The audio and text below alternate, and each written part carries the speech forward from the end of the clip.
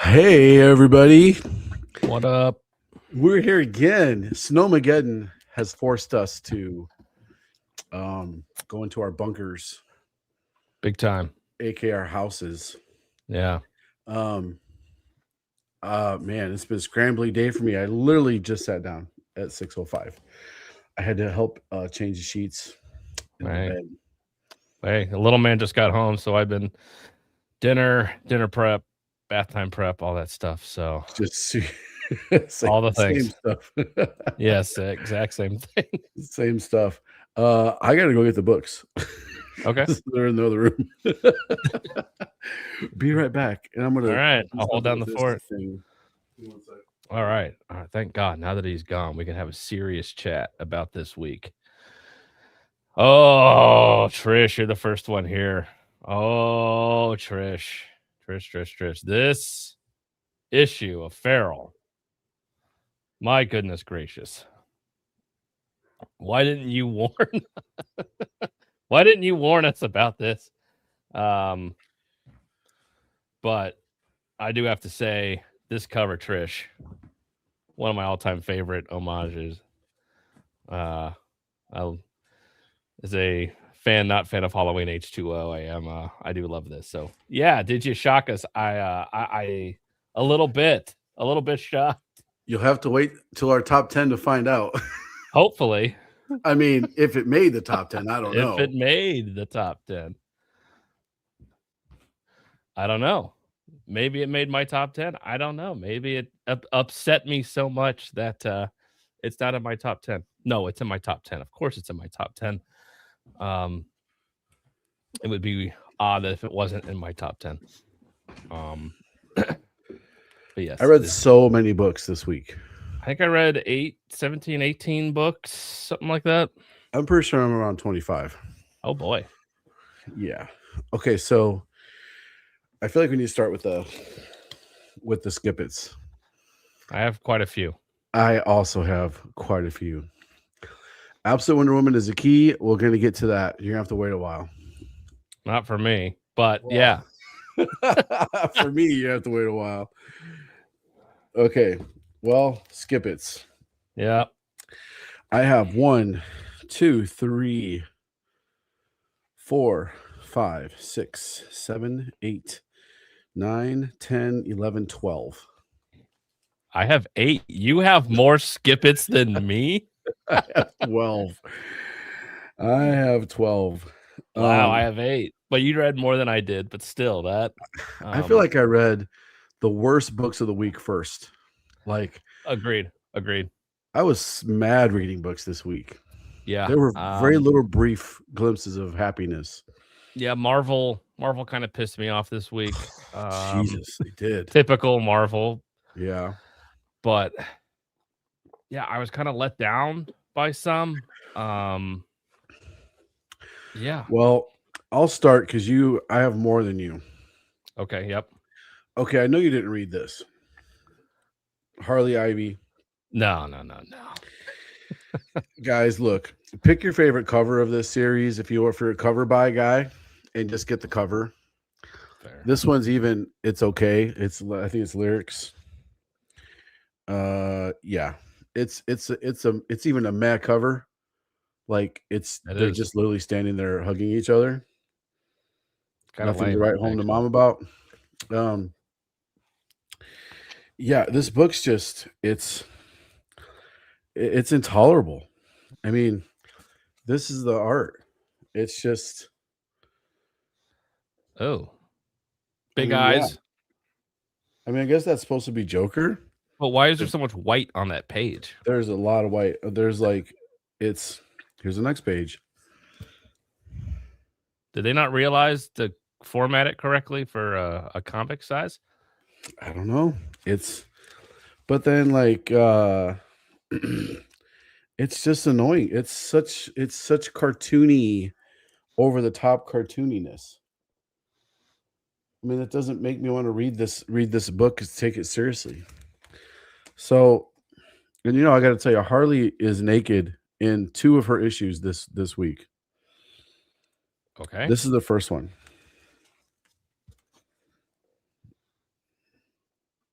All right.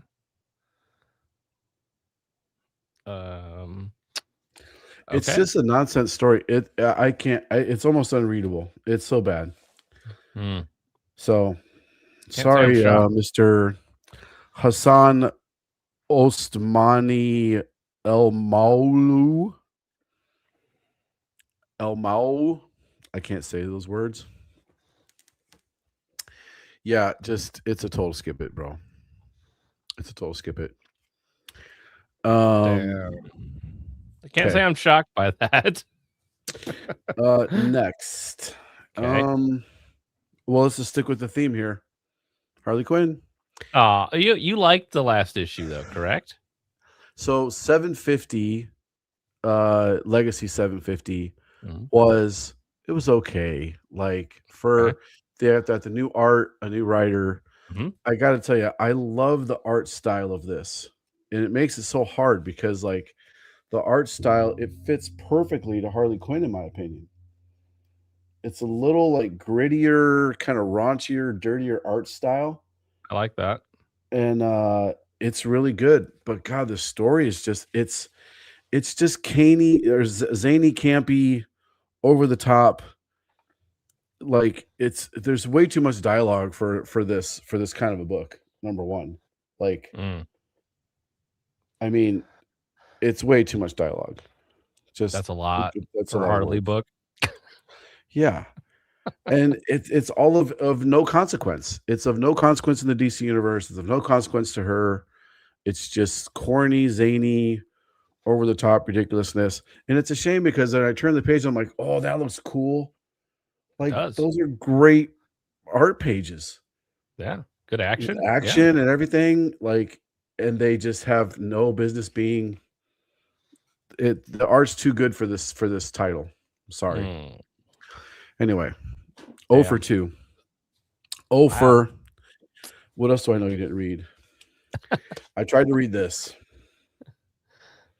All right. Okay. Now, this cover could okay, so any given week, guys, we could take Red Sonja, Vampirella. There's at least 2 of the 4 main covers that are always going to be a cover by. Yep. Linsner always does a cover for them. You should pick up, in my opinion, almost every Linsner cover that's done. It's so good. This Stefan Sejic cover is so good. That's I good. mean, it's ridiculously good. It's so It good. is.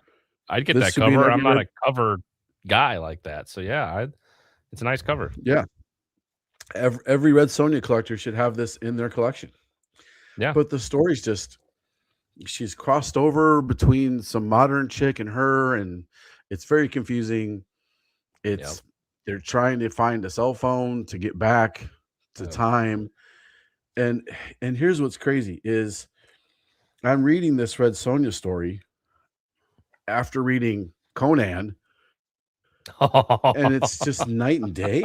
I mean, no, you can't do that.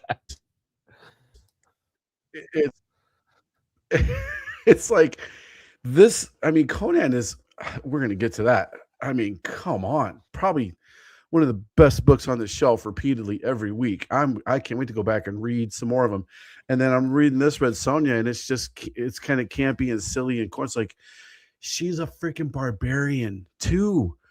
She's supposed to be super badass, extra strong, and all the things, and fast, and she should be out there. They've written her with a modern sensibility, right? Right. She's not a modern character. She should be out there raping and pillaging and looting and womanizing, manonizing people. Like she should have a bunch of slaves following her around for her own little harem. I mean, Yeah. that should be Red Sonja, but they've modernized. I can go on and on and on. Me too. I need That's to why I just refuse to read it. you just bring Born of Blood back and write it the way I want to see a good story like There you that. go. Okay, let's get to some stuff you probably do have. This was tough to read this one. The Kids Are All Fight. Yeah. What the hell is that piece of shit? So There we it had is. to read this. We read this for you guys to try to save you some money. Yeah. It's just amidst all the things that are happening, between the end of the universe, literally the end of the world, like they're fighting to the death, and they're writing Jonathan being like silly and kind of like jokey and making jokes and stuff. It's like, and these are supposed to be kids, and I can't. What are your thoughts on that? Yeah, I all right, first off, all these kid characters that Jeff Johns was putting into one of his stories, and it's all of the basically the losers coming together to fight Granny Goodness around DC KO timeline, kind of. So they're like, oh, it's a tie-in. It's like kind of, but not really. It's pointless, inconsequential. It doesn't really mean anything. It's just something, if you really care about these characters that nobody cares about, then fine. Like, if you want to know what Stargirl is doing, like, great, Yeah, congratulations. But yeah, I liked Wonder Girl when she kind of first was on the scene, when they first kind of brought her around. She had some edginess to her. She was different than Wonder Woman. I kind of got behind that character, and then they completely ruined her and then didn't know what to do with her. So they kind of just stick her in random things and don't really have a story for her, which is yeah, very obnoxious, which is what kind of all of these characters are doing. Well, we don't know. Well, just have them fight Granny Goodness and treat her like an idiot, and like granted, goodness villain would of the beat the week. shit out of all of them. Yeah, she has no urgency. She's not scary. She's not terrifying. It's No, like they just treat her like an idiot. And I'm just like, what is this, Saturday morning cartoon? yeah, It's a joke. yeah. It's pretty ridiculous, honestly. Granny Goodness is like a cosmic level power. I mean, Yeah. she could hold her own against Superman and Big Barda and these big, but they there's a couple cool things that they had opportunities that they missed, right? So the kid of Mr. Terrific being on the spectrum and he's super smart and he can see patterns everywhere and that's just how his brain works. Okay, that's really cool actually. Like give me more of that. Don't give me the lame she's insufferable, the Flash girl, who's not the only Yes. Flash girl, and there's two kids of Mr. Terrific apparently. The Cheshire character Yeah. could be cooler, but they write her like an emo, angsty teenager, which is Par for the not course. cool. They write Jonathan Kent like a complete idiot, like Yeah. complete 100% moron. I just, I can't do it. I couldn't do it. But we get Static Hard. back. There you Oh go. So yeah. Static. Ooh. We're all I was clamoring for like, Static. talk about, give me more of a I don't give a shit moment than bringing Yeah. Static back.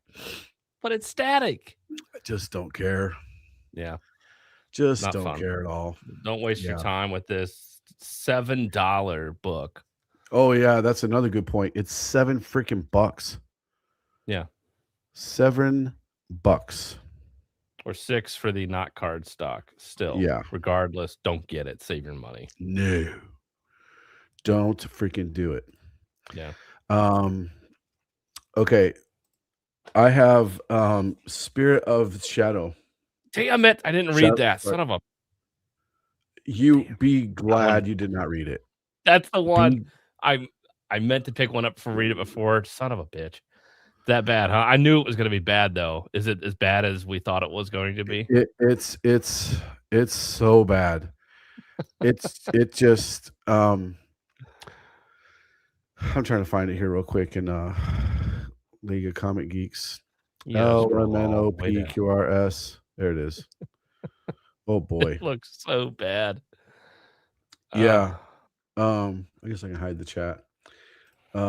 So yeah, it's so bad. I mean, it sucks when these guys, they put their heart into a story trying to write it.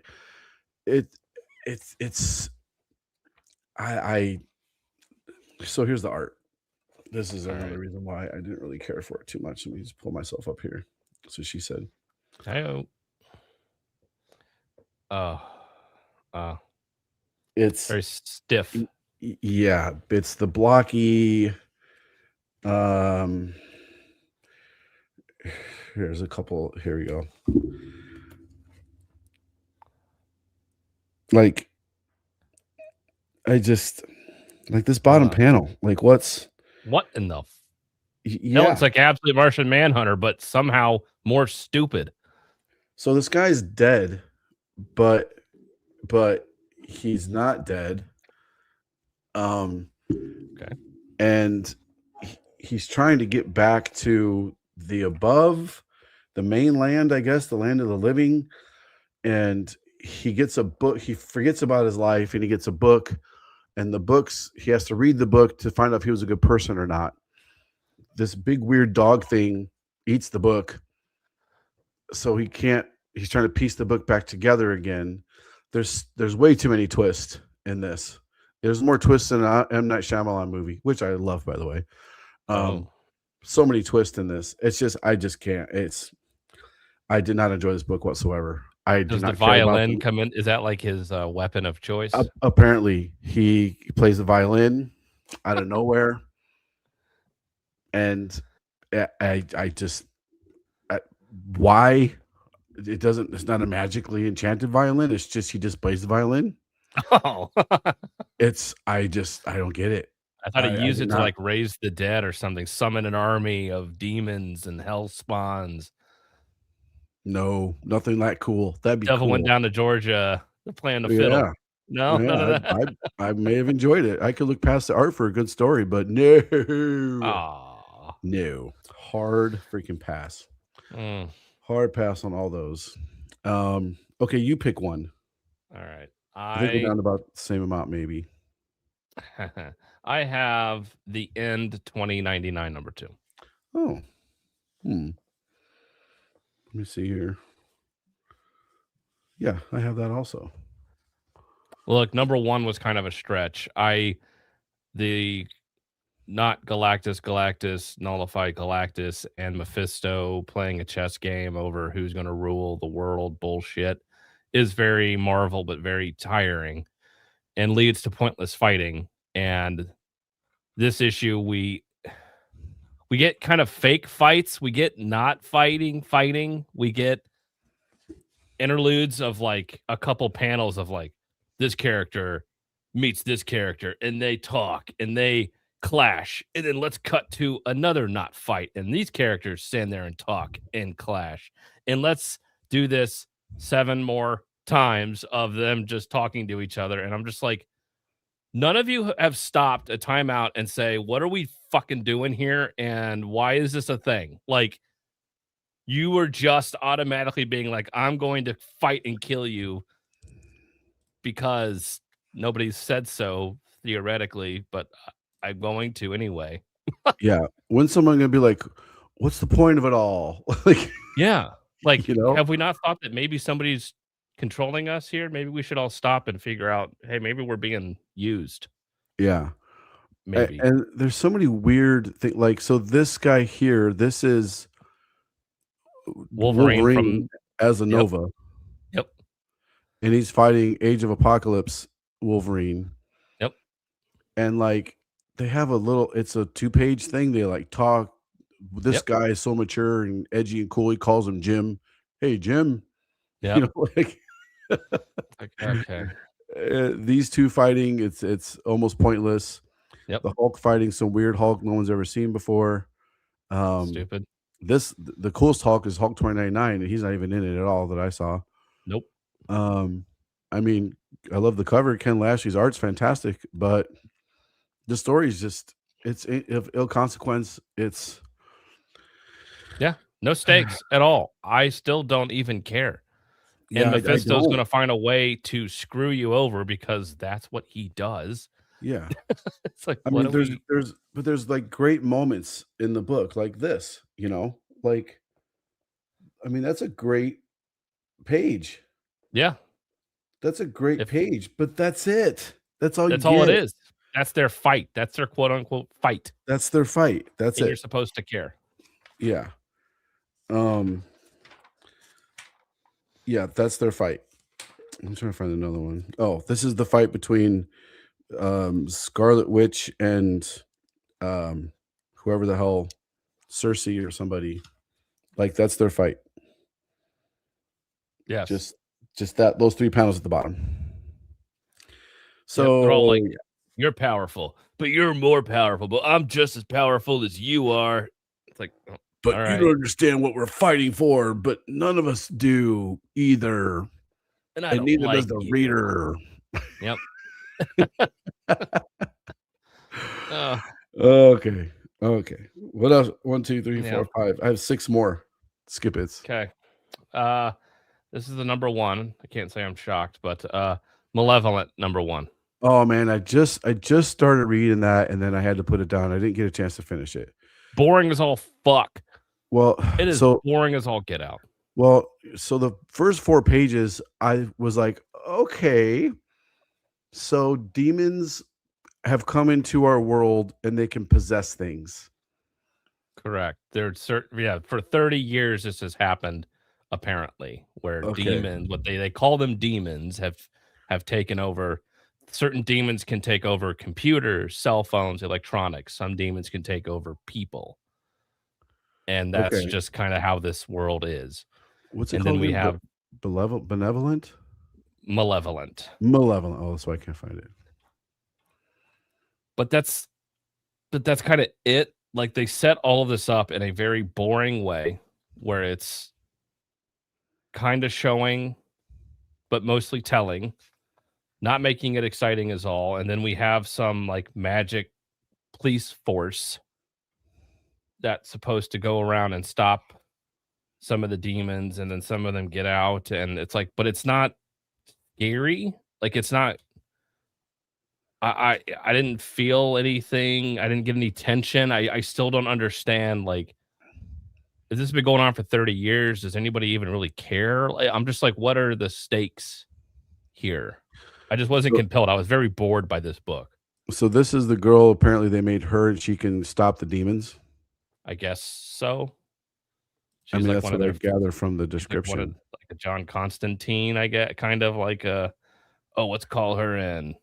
It's like, okay.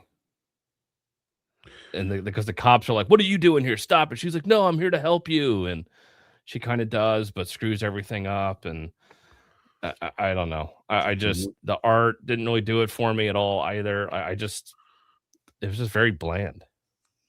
Okay. Well, makes me wonder how some of these projects get through and approved to Especially through Image. Image. Like it's like just because you finish a book doesn't mean they have to print it.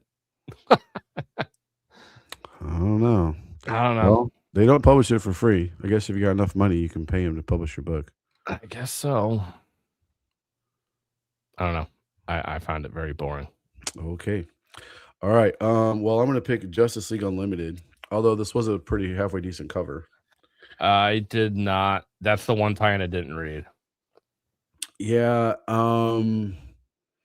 Just because I I was haven't been reading kind of Justice League Unlimited, so there's a lot happening in this book. So let me find it real quick here.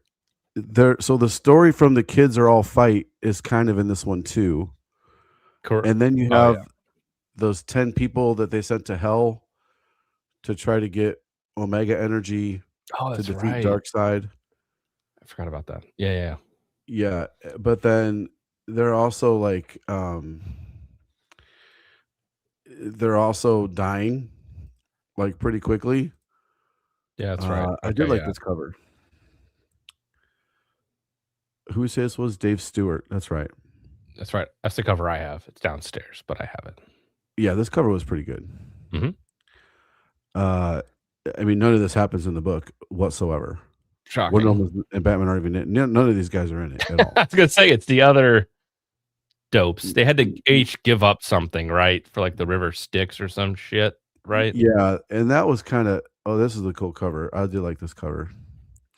Kudos for letting them draw I Power mean, Girl that the way she should be drawn. hello, very nice. Yeah, this is Andy Onk or Chris Onk. Mm. But I just like again, none of these people are in the book either. But pretty cool cover. Anyway, I just I put it as a skip it because you just don't need to, $3.99, $4.99. You can save your money. We go from the kids are all fight to they're all trying to get to the demon Neron or Nero. Neron, the green guy. Yeah, Neron, Neron, Neron. So they're trying to get to Neron. There's a betrayal in the end, but again, it's like, who cares? It's,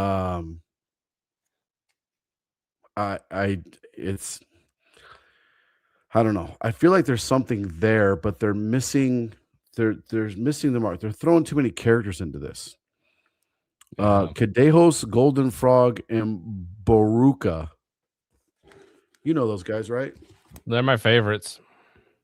Yeah, those are totally your favorites. Yep. Kadejos, Golden Frog, and Boruka. I never heard of these guys before. No, I'm not the most versed DC reader. However, I've never heard of them. Well, what up, Comics Embraced? Yeah. Sorry, guys, I'm not paying attention to the chat. Sorry. It's just not. Yeah, it wasn't for me, man. I would maybe recommend this cover. Just guys really like this cover. It's a nice cover. Yeah. Chris, who's it again? Chris. Oh, Ben Harvey. Sorry. Oh, the Ben Harvey. Weather. Yeah. It is a good cover. It really is. Mm-hmm. But yeah. It's the stories to skip it. Okay, what else you go? What's next, sir? Well, I have 1776. Didn't even read it. This thing's a piece of shit. I sit here and I am trying to read this and I'm like, what is the point?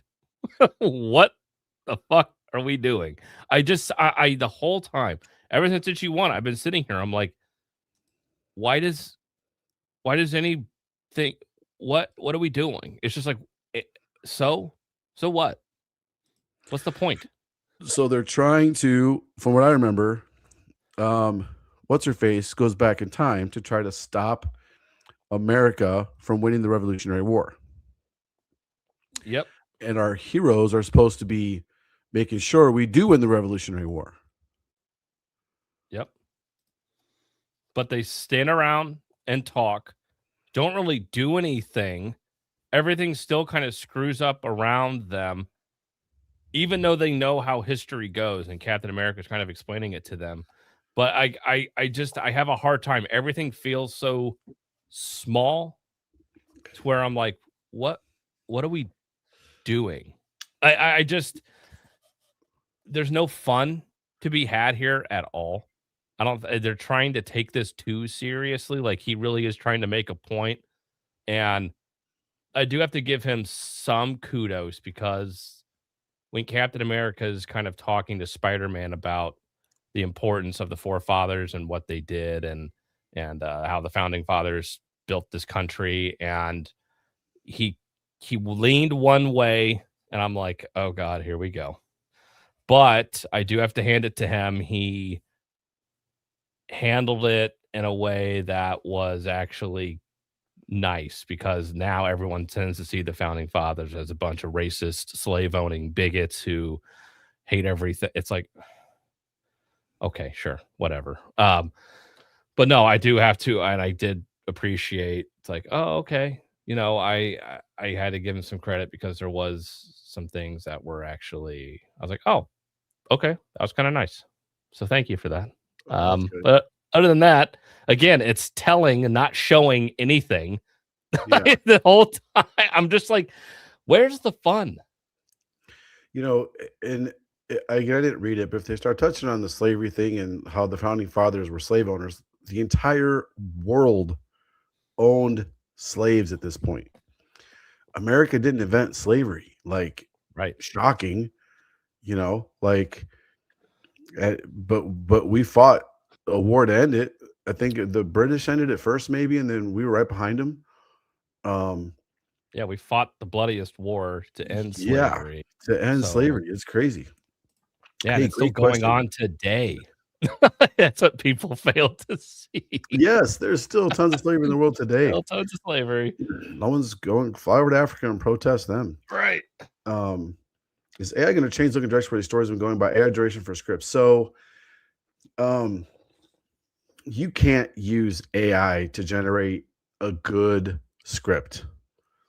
No. You just can't. You just can't. You can use AI to organize your thoughts. You can use it to keep storylines straight. That's what I use it for. I use it to keep storylines straight. I use it to organize plot points in issues, what's going to happen, big events. I'll use it to give me a different way to say this word or this line, just like I would Google. I mean, it's the Yeah. same thing. Period accurate dialogue. Yeah, I would have it do that for If sure. somebody says at this point, if anybody in the world says, I don't use AI to make comic books, they are a liar. Even if you Google, give me a synonym for extraordinary, guess what your answer is generated from? It's generated from Google Gemini, which is AI. Correct. So the idea that you can just go to ChatGPT and say, write me a comic book. It will, but it's going to be terrible. It's going to be really bad. Terrible. Well, okay. Well, Trish. So, okay, with art's a different thing, I would say. Thanks for correcting me, Trish. You're correct. Art is totally different. Almost every comic artist out there working respectably in the field does not use AI. They don't. None of the artists I work with do. So I would say in the writing process, I'm speaking about writing for Mike's question. So thank you, Trish. I did say everybody. You're correct. But yeah, organizing thoughts, that kind of stuff. I mean, I'm sure there's somebody that has just pen and paper out there and lays it all out on a table, old school style. But almost everybody's using at least Microsoft Word. So anyway, when you're writing comics, no, you can't. I don't think it'll ever get good enough to where I'm sure you could say, make me a story about Marvel heroes that go back in time. It's going to give you some crap. I mean, it'll be garbage. Trust me. Yeah, it'll probably be on par with 1776. Yeah, it's garbage. Everyone's playing. Go ahead. Yeah, no, this just seems half-assed. It's a half-baked idea of, hey, wouldn't it be great if, wouldn't it be fun if, and that's literally all you had. You had a fucking idea of, wouldn't it be great if they went back in time to 1776? Maybe. And then what? I don't know. Wouldn't that be cool though? Yeah, then what? I got to tell you, I was a little disappointed because I was such a Straczynski fan from so much stuff that he's done in the past. I mean, Rising Stars is probably one of my favorite series. It's probably up there in my top 10 favorite comic stories that I recommend to people is Rising Stars. It's so good. Mm-hmm. But I don't know. I don't know if he's just having fun or writing stories he wants to tell. But yeah, I a little disappointed. Gotcha. Very disappointed. Gotcha, sir. Gotcha. Okay, you pick the next one. No shocker here. Amazing Spider-Man annual number run, written by the worst writer in all of comics, Saladin Ahmed, on the main story here. Well, at least Spider-Man at least he wasn't crying. Shockingly, no, but you might as well have been because nobody likes Screwball. First off, that villain is obnoxious. No, this character, Rapid. Oh, Rapid, yeah, is stupid, half-baked, of a guy that can slow down time, but he always gets a headache, so he's useless, basically.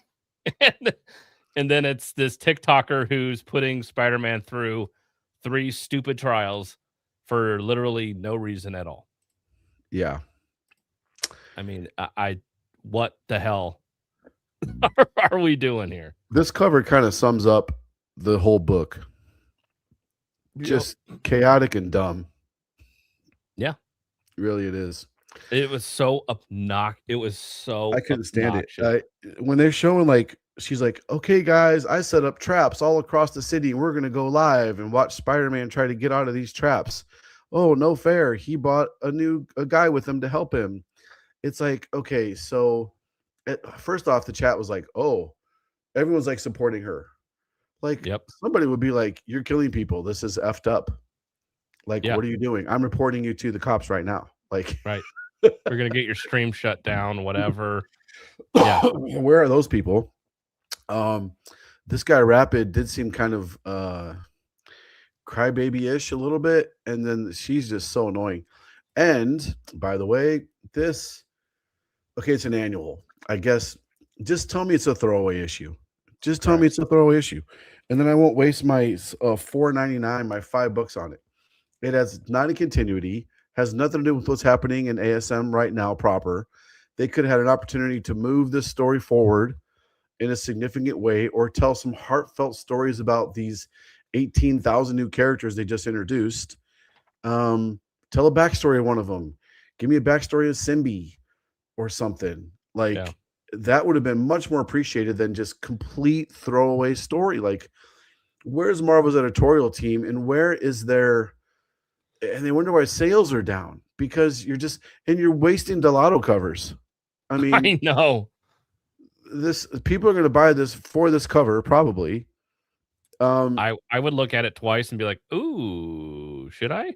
Yeah, that's cool. What happens in it? Nothing. Oh, I'll pass. There's better Delato covers. Oh, for sure, yeah. I mean, don't get me wrong. He's fantastic. That's a great Mhm. cover. I He don't know knows why how his to draw forearm- Spider-Man. I don't know why his forearm's split in half with his colors there. You missed a spot. But anyway, Artistic choice. totally agree. Total skip. Yeah. 100%. Don't waste your money, guys. Obnoxious, but great cover. I agree, Trish. I do love this cover. I don't Yeah. like the other ones. Great cover. Okay. All right, I have 2 left. I have I have 4 Marvel left. Zombies number 5. Oh, hey, look at that. I mean, this thing just ended. Like, what? Uh-huh.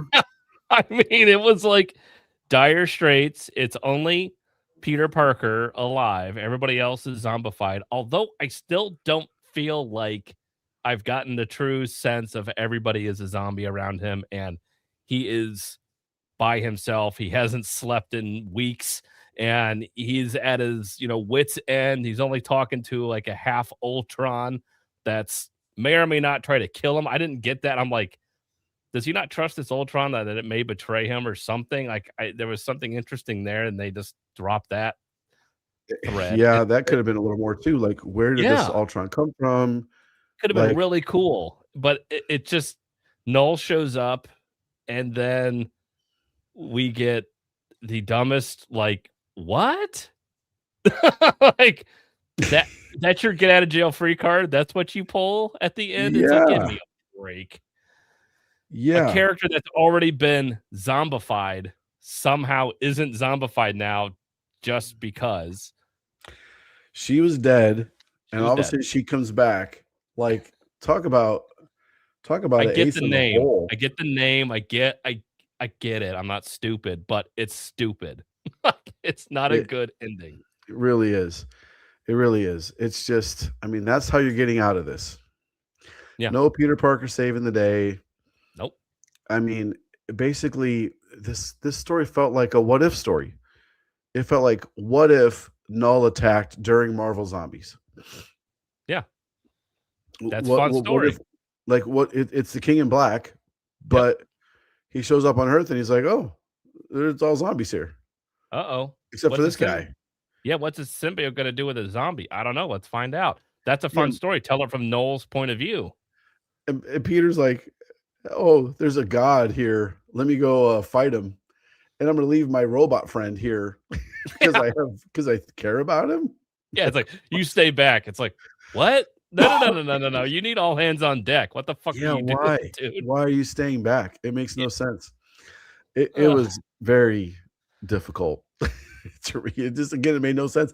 I left this issue and an annual and the ASM annual and the end and all these skip hits. I left that story just being like, what did I just read? Why did I read this? Like, what? It's not an impactful story. Nope. Like, these are self-contained stories in their own little universes. Like, you can do whatever you freaking want, man. Like, is Marvel not letting them spread their wings and fly with these stories? Are they constraining them? Like, Yeah. and then you look at what's happening over at DC, and it's the exact opposite. These stories are just nuts, especially in the Absolute Universe and in the main universe with KO. Like, yeah, they're kooky and fun and weird and exciting. It's like they know how to tell a fast-paced story. It's like you're going to bring Marvel Zombies back, and you barely get any zombies. It's not scary. It's not exciting. It's kind of boring, and they turn it into almost a Secret Wars bullshit story, and then it turns out it's of no consequence at all, to where Peter Parker theoretically didn't even need to be around, and it still would have ended the exact same way. Yeah. Yep. I agree, sir. So yeah, did not enjoy that at all. Nope. Excuse me. I got 4 more. I have one Here, more. I'll do one. Okay. Oh, okay. I didn't read Miles Morales. I don't read that. That's actually Peter Parker on the cover of Miles Morales. Yeah. Uh-oh. And Ultimate Universe, something happens. What? From the Ultimate Universe? Really? Plus a new threat from the Ultimate Universe. That is a lot in one book. I couldn't wait to see. I was like, okay, maybe something's coming over from the Ultimate Universe. Yeah. I must have missed it completely. Or it's of such ill consequence. It just, I think it's a 1-page. There's an energy spike, Dr. Ochan, with a very unique energy signature, one from another universe. So what's the gig? I think like, here, let me try to get this up here. This might be, that's the 1 page where they're talking about it. An empty boardroom. That's exciting. Yeah, and I don't know who the dude is with the no face. Yep. Somebody needs to tell him that blackface is not allowed, by the way. It is. You get canceled PDQ if you do that. Somebody, I guess Trump's in office now, so. Yep. So all this stuff is okay, I guess. It's about time. We're back, baby. We're back. I'm trying to find this one. HIJKL. There it is. Okay. Yeah, I can, he's fighting some robots. Here's the worst part of this. Continuity, right? Spider-Man is afraid to come back to Earth because Hellgate punched him into space and said, get stronger. That's why we've been in space for almost a half a year in ASM, right? Yep. And Norman Osborn has been taken over. But he comes back for Miles Morales to help him fight some robots with his new suit. But he wouldn't freaking do that. And he would talk about it in ASM. He'd be like, hey, I just went back to Earth for a minute, hang out with my buddy Miles, help fight some robots. Nope. So it felt like in the 80s or in the 90s when every issue of no matter what you read had Wolverine in it. Because sales. Yeah. Iron Fist guest starring Wolverine, right? Like everything had Wolverine in it. It's the same thing. Like it's such. Oh, this is supposed to be Ultimate Spider-Man. No, not even that. He's not in this either. Like he's not in there. There's like a team up variant. Like it would have been cooler if Ultimate Spider-Man was in there, but he's not. He's nowhere to be seen. And this guy is in 1 page. He's not even in there either. The spot or whatever he is, right? Like in the back. Oh, and in case you didn't know, he can take his bioblast and form a sword out of them now, and he can have a sword made of his spider, because spider powers make you make energy swords. Oh, geez. Like they're destroying this character, in my opinion. They really are. And a threat from Ultimate Universe, don't know what it is. New threat, no idea what it is. He shouldn't be here because it makes no sense continuity wise or story wise. It's minimizing the work, good or bad, that they're putting into the story in ASM. It's minimizing it because he shows up here. I'm getting too upset about comic books. Anyway, I've been known to do that from time to time. Just not happy at all, bro. Not happy at all with this. So many problems with this book. I should do like a deep dive, just one-off video bitching to Marvel about this. About here's how you lose readership is by doing shit like this. As a matter of fact, I might do that in all my free time. Okay. You got one left. I'll do another one. You might have it. Here we go. Did you read this? No, I didn't read Astro Quantum. Well, you're I well. wanted to because it was a number one, but Well, you read the other number one that I didn't read. yeah. Um, I saw Mad Cave and I assumed it was dumpster fire. it's like, so this is Luke Skywalker, but not Luke Skywalker. He Okay. runs off on a space adventure. Okay. He meets this person. I just didn't. Who's the main character? Because she's in the forefront, right?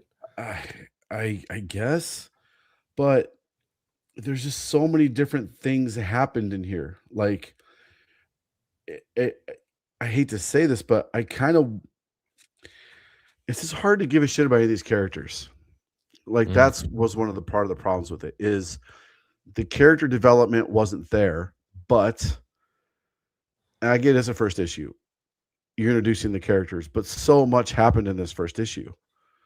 I almost wanted it to slow down a little bit, but if it would have slowed down, I would have hated it even more. Ooh. I think it's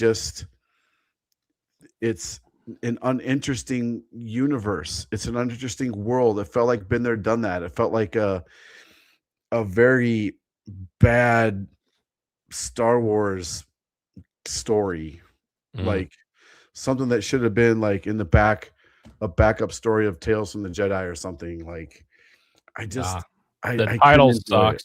Astro Quantum sounds stupid. Like that's a really bad title for a book. Yeah, I had a really hard time. There's a couple time jumps. 600 years ago in Japan, something happened, and then Yikes. Just the green character is mean, but not mean, but nice, but not nice. And Gamora? Oh, not Gamora. Yeah, the not Gamora. The dude winds up by like, he goes in the space mission and then he winds up getting pretty much banished to this planet. Well, he's going to die on the surface of the planet, so he gets saved by the green person. And then they're like, "Oh, you can't survive on the surface. You have to go underground." So they go underground. They have to get money because they're broke. So they bet on a race. As weird animals are racing, and they win the race, so they get some money. So then they try to get a spaceship and some food, and they kind of get jumped, and it's just a bad. It's like they're in a bad Mos Eisley underground. It felt very Star Warsy to me, but bad.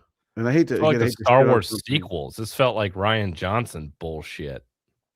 I could be. I mean, and I mean, Andrew Moody's done some good stuff. But I couldn't get into it. Sorry. Ouch. Sorry, guys. Not for me. It's a shame. It was a hell of a story, though. It's an oversized issue. It's more than just 24-page stories. Anyway, I couldn't get into it at all. Couldn't do it. Oh. Okay, last one. What do you got for your last one? All right, blasphemy. I know. I have Skinbreaker. Oh, you gave it a skip it. Yeah, look. I think I'm done with Skinbreaker. Okay. God bless you. Let's put a pin in that one because Skinbreaker is my first meh. Okay. So I'll end with Sorcerer Supreme. I'm not shocked, but I did not like issue 1. So. I just couldn't. I mean, that's a cool cover. Sure. Okay, cool cover. Agatha Harkness, of course, shocking. Yeah, shocking. I just don't care about these characters. I think that's part of it. Yep. Like they're fighting to be who's going to be the Sorceress Supreme. Mm-hmm. And it's just not. I don't care. I don't care about Agatha Harkness. I didn't even finish watching the series. This is one of the first Disney Plus series I did not finish. I did not finish watching because I could care less. I didn't make it past the first episode. I was like, this is dumb. Oh. I mean, Jennifer Aniston's got a great cover, of course. Anything Jennifer Aniston does is amazing and perfect. That's cool. I didn't see that. Yeah, that's kind of cool. That background. It took a lot of work to draw that. Yeah, I like that. Nimidi Malavia. Sounds made up. Good cover there. A little weird face there, but that's okay. I don't know why everybody has their eyes closed. Just can't draw eyeballs or something. I don't know. Lazy. Yeah, they're fighting and not fighting, and I don't. It's very tough. Very tough. I did not enjoy it. I'm not going to read any more of these. I might just buy it for a cover buy.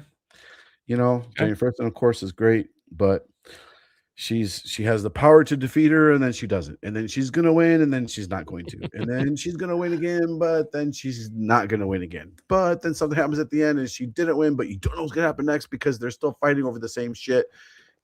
Just move on. Give her a good bad guy, not Agatha Harkness. No one's gave a shit about Agatha Harkness until that stupid Scarlet Witch, the Scarlet Witch Disney Plus show.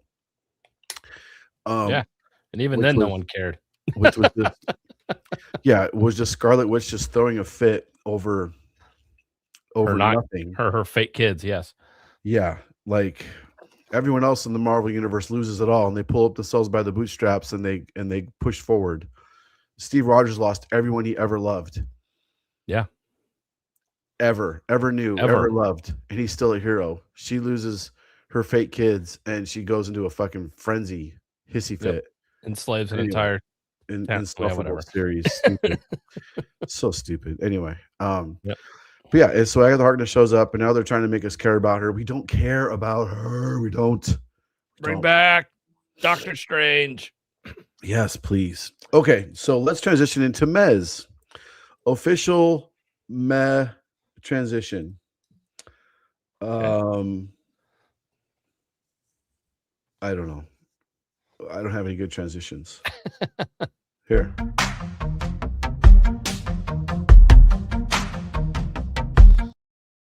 Okay, one. I had that in my library of transitions. Okay, Mez. Hold on. Okay, here we go. Let me get my Mez out. I got a few Mez. Just a few. 1, 2, 3, 4, 5, 6, 7 Mez. I have 5. Just got this as a meh. I call it as a skip it. 5. Okay, so you're skip it. My first meh is Skinbreaker. Okay, so you are done. Officially done with Skinbreaker. Tell me, what was it, sir, that made you just stop completely? No characters in 5 issues. There is little to nothing going on. It is so boring. I don't care about this world. I don't care about these people. I generally couldn't care less if they all die tomorrow. Nothing is exciting me to read the next issue. I still don't understand what the fuck they're doing and why they're not leaving where they're at. If you're constantly being attacked by these things, leave.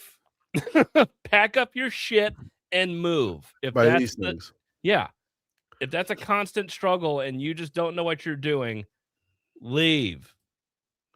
Try that maybe after centuries of you being stupid and being like, I don't know, what do we do? It's like, we're hunters, we gotta hunt. And then you have our main character. It turns out he's a big puss who said, no, we're gonna set traps and we'll do this. And then so that was going for a while. And now they're going back to the old ways of we hunt them, no, we fight and we eat first, and we're men, and it's this hunter-gatherer bullshit. I'm just like, what are we doing? Like, what's the threat? I don't understand anything.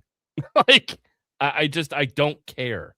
Yeah, yes, the book is gorgeous. Yes, he knows how to draw trees. Congratulations. He draws the greatest forests anyone has ever drawn in the history of comic books. Great. Don't give a shit what a plant looks like in your fake world. Don't care. Oh my God. You could draw a forest. Oh my God. Tell it like you see it, Kyle. I love it. I can't disagree with you. I don't have a favorite character because they're not developing the characters. They're developing the character is the tribe, basically. In my opinion, that's what it feels like. The character is the tribe. You have the tribe, and there's warring factions, thought processes in the tribe. We got to use the traps. No, we have to be strong. but the traps are smart. No, you're a pussy. You have to fight the old way. But the old way is going to get us killed. I don't care. You're a freaking pussy. Shut up. And their way of resolving that is also very archaic. Combat to the death, right? Yep. To see who's going to push forward because it's all strong. Well, when this guy was the new leader, he had 20 years to change that way, and he didn't, and he got challenged. Anyway,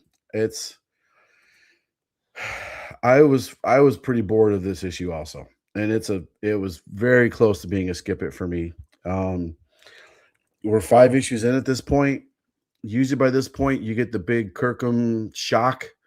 The big Kirkham, something shocking is going to happen. Yeah. It happened in Capes. We'll talk about that here in a minute. Oh, I didn't read it. But this cover is great. I mean, the lighting in this cover is fantastic. Like, I'm waiting for this like planet to be something. Like, this tribe is on a section of a planet that Battle Beast shows up on, or a Viltrumite shows up. I don't friggin' know at this point, but like I'm waiting for that oh shit moment of like, oh, that's the bigger universe. That's the bigger story we're telling here. You think it's about this little tiny tribe in this little tiny area, this little dense forest. It's like, okay, yeah, we're really trying to get invested into them. And then there's this whole world around them where it's like, maybe they're this little tiny tribe that's underdeveloped and they're fighting these things, but it turns out these monsters are being sent by some giant corporation or some industrialized city that's out there and they don't know exists, and it's like that's the story. Or their experiments of Brainiac in a tiny little tube, right? Or they're in a dome that's been sheltered from time in the Amazon. Right. I mean, give us something. That'd be cooler. Yeah, that's like, oh crap, not. And we're out of resources. What do we do? Yeah. This is the worst 1 in 25 ratio variant I've ever seen. That's a 1 in 25? Yeah. Oh no. Yeah. What up, J-Pop? Yeah, why would you do that? That doesn't mean you want to order 25 issues. The 1 in 10 is pretty solid right here. That's 1 in 10. That's your 1 in 25. Yeah. I agree, man. I agree. So I don't know. I don't know.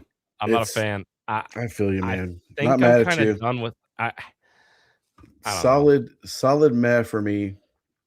Almost to skip it. And you're officially done with it. I gotcha. With the way, I mean, it just kind of ends. Like, it just kind of, this issue just kind of ends. Well, it's like it just kind of starts. Yeah, it does. He's like, we're gonna go hunt the guy, and he saves he saves him. He's like a guy in the shadows that like kind of saves everybody a couple times. Yeah, everybody, the whole tribe sees it. Yeah, and it's like nobody. They don't revolt. They're just like, okay, like this whole tribe deserves to die because they're so stupid. Agreed. That would be a fun twist. They all just get wiped out by these things. Issue 6, last episode, they all die. They all die. And then those weird spike tongue things turn into frogs. They evolve into frogs. Solid recommend for the whole series that if that's the case, I will retroactively recommend. Yeah. Evolve into frogs. Yep. Oh, man. Okay, Mez. Let's jump into some Mez. How many Mez do you have officially? 5. Oh, I have 6 now that I got rid of Spring. I already talked about Skin Breaker. I have 6 more. Okay. You go ahead, sir. What do you got for your first meh? I have Iron Man #1 as a meh. Oh, okay. I don't have that as a meh. I know you didn't read this. Harley Quinn Elvira. No, I am shocked that that's a meh. I tried to read it. Well, okay. I'll tell you why in a minute. It's very close to being a skip it. I think we need to talk more about Iron Man because that's a new #1. It is. Hold on a second here. GHI. There's a lot of shit this week. There's a lot of books this week. There were a lot of books, a lot of number ones this week. Okay, so you didn't like Iron Man. I didn't not like it. It's a meh.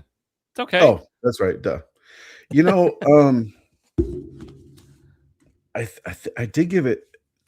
It snuck into my tops. Okay. Yeah, it snuck into my tops because I'm pretty sure there's a key factor to it. No. There is. Oh yeah. I think. Yeah. The dude that wins the scholarship. Yeah. Yeah, he's gonna be somebody. Adam Ware. Adam Ware. Yeah. First appearance of Adam Ware. Everybody. There you go. Where in the world is Ware? He wins a big prize from Tony Stark, a big award. Yep. So let's start with what you did like about it. What did you like about it? Why did this become a meh for you? All right, because I have hated everything Iron Man pretty much for the past forever.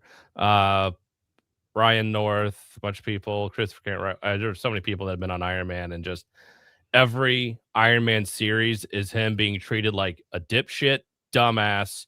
He's an evil white male who's a drunk, alcoholic, womanizer, who is horrible, should give up all of his money because he's rich and he's white, and how dare you, and down with the patriarchy, all this bullshit. That's been every series of Iron Man for a long time now. This was the first time where he is not treated like that. And I'm like, okay, I like this version of Tony Stank so far. I appreciate him being treated like Tony Stark again. He's kind of got his balls back a little bit. He's able to go out there and bebop and Scott and, razzle and dazzle the crowd at the fundraiser and stuff. He does have some quippy little dialogue. I liked that. And he's kind of even drawn old school, like Clark Gable.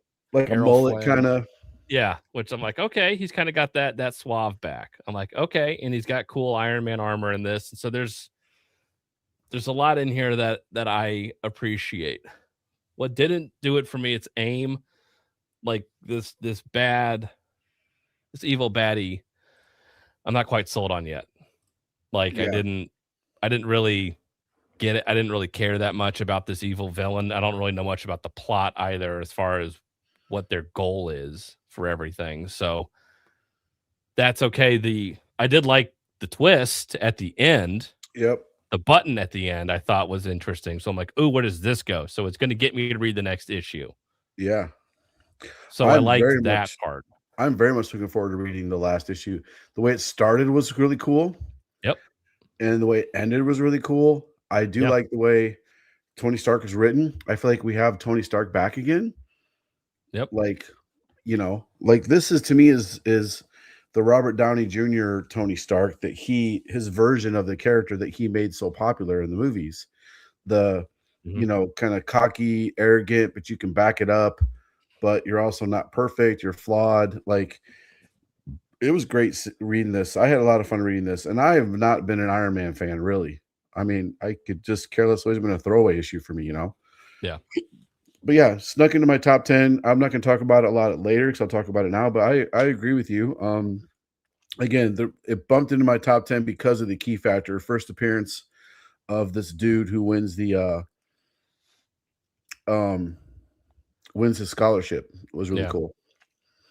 And it's not surprising Joshua Williamson's writing it, which is one of the stronger writers in my opinion. Right, they got a real writer, so I'm like, okay, good. So they actually have things here that can actually progress the story. So so that is hopeful. Like I'm hopeful for future issues. So yeah. So Keeler, I think is good. I'm going to be reading the next one for sure. Same. I definitely liked it. Okay. So looking forward to the next one. Pretty cool. Yeah. I had a Harley Quinn. Harley Quinn Elvira. So this is another issue where she winds up butt ass naked. I got to tell you, man, Amanda Conner is such a pervert, and I love it. Everything she writes is so perverted. It's awesome.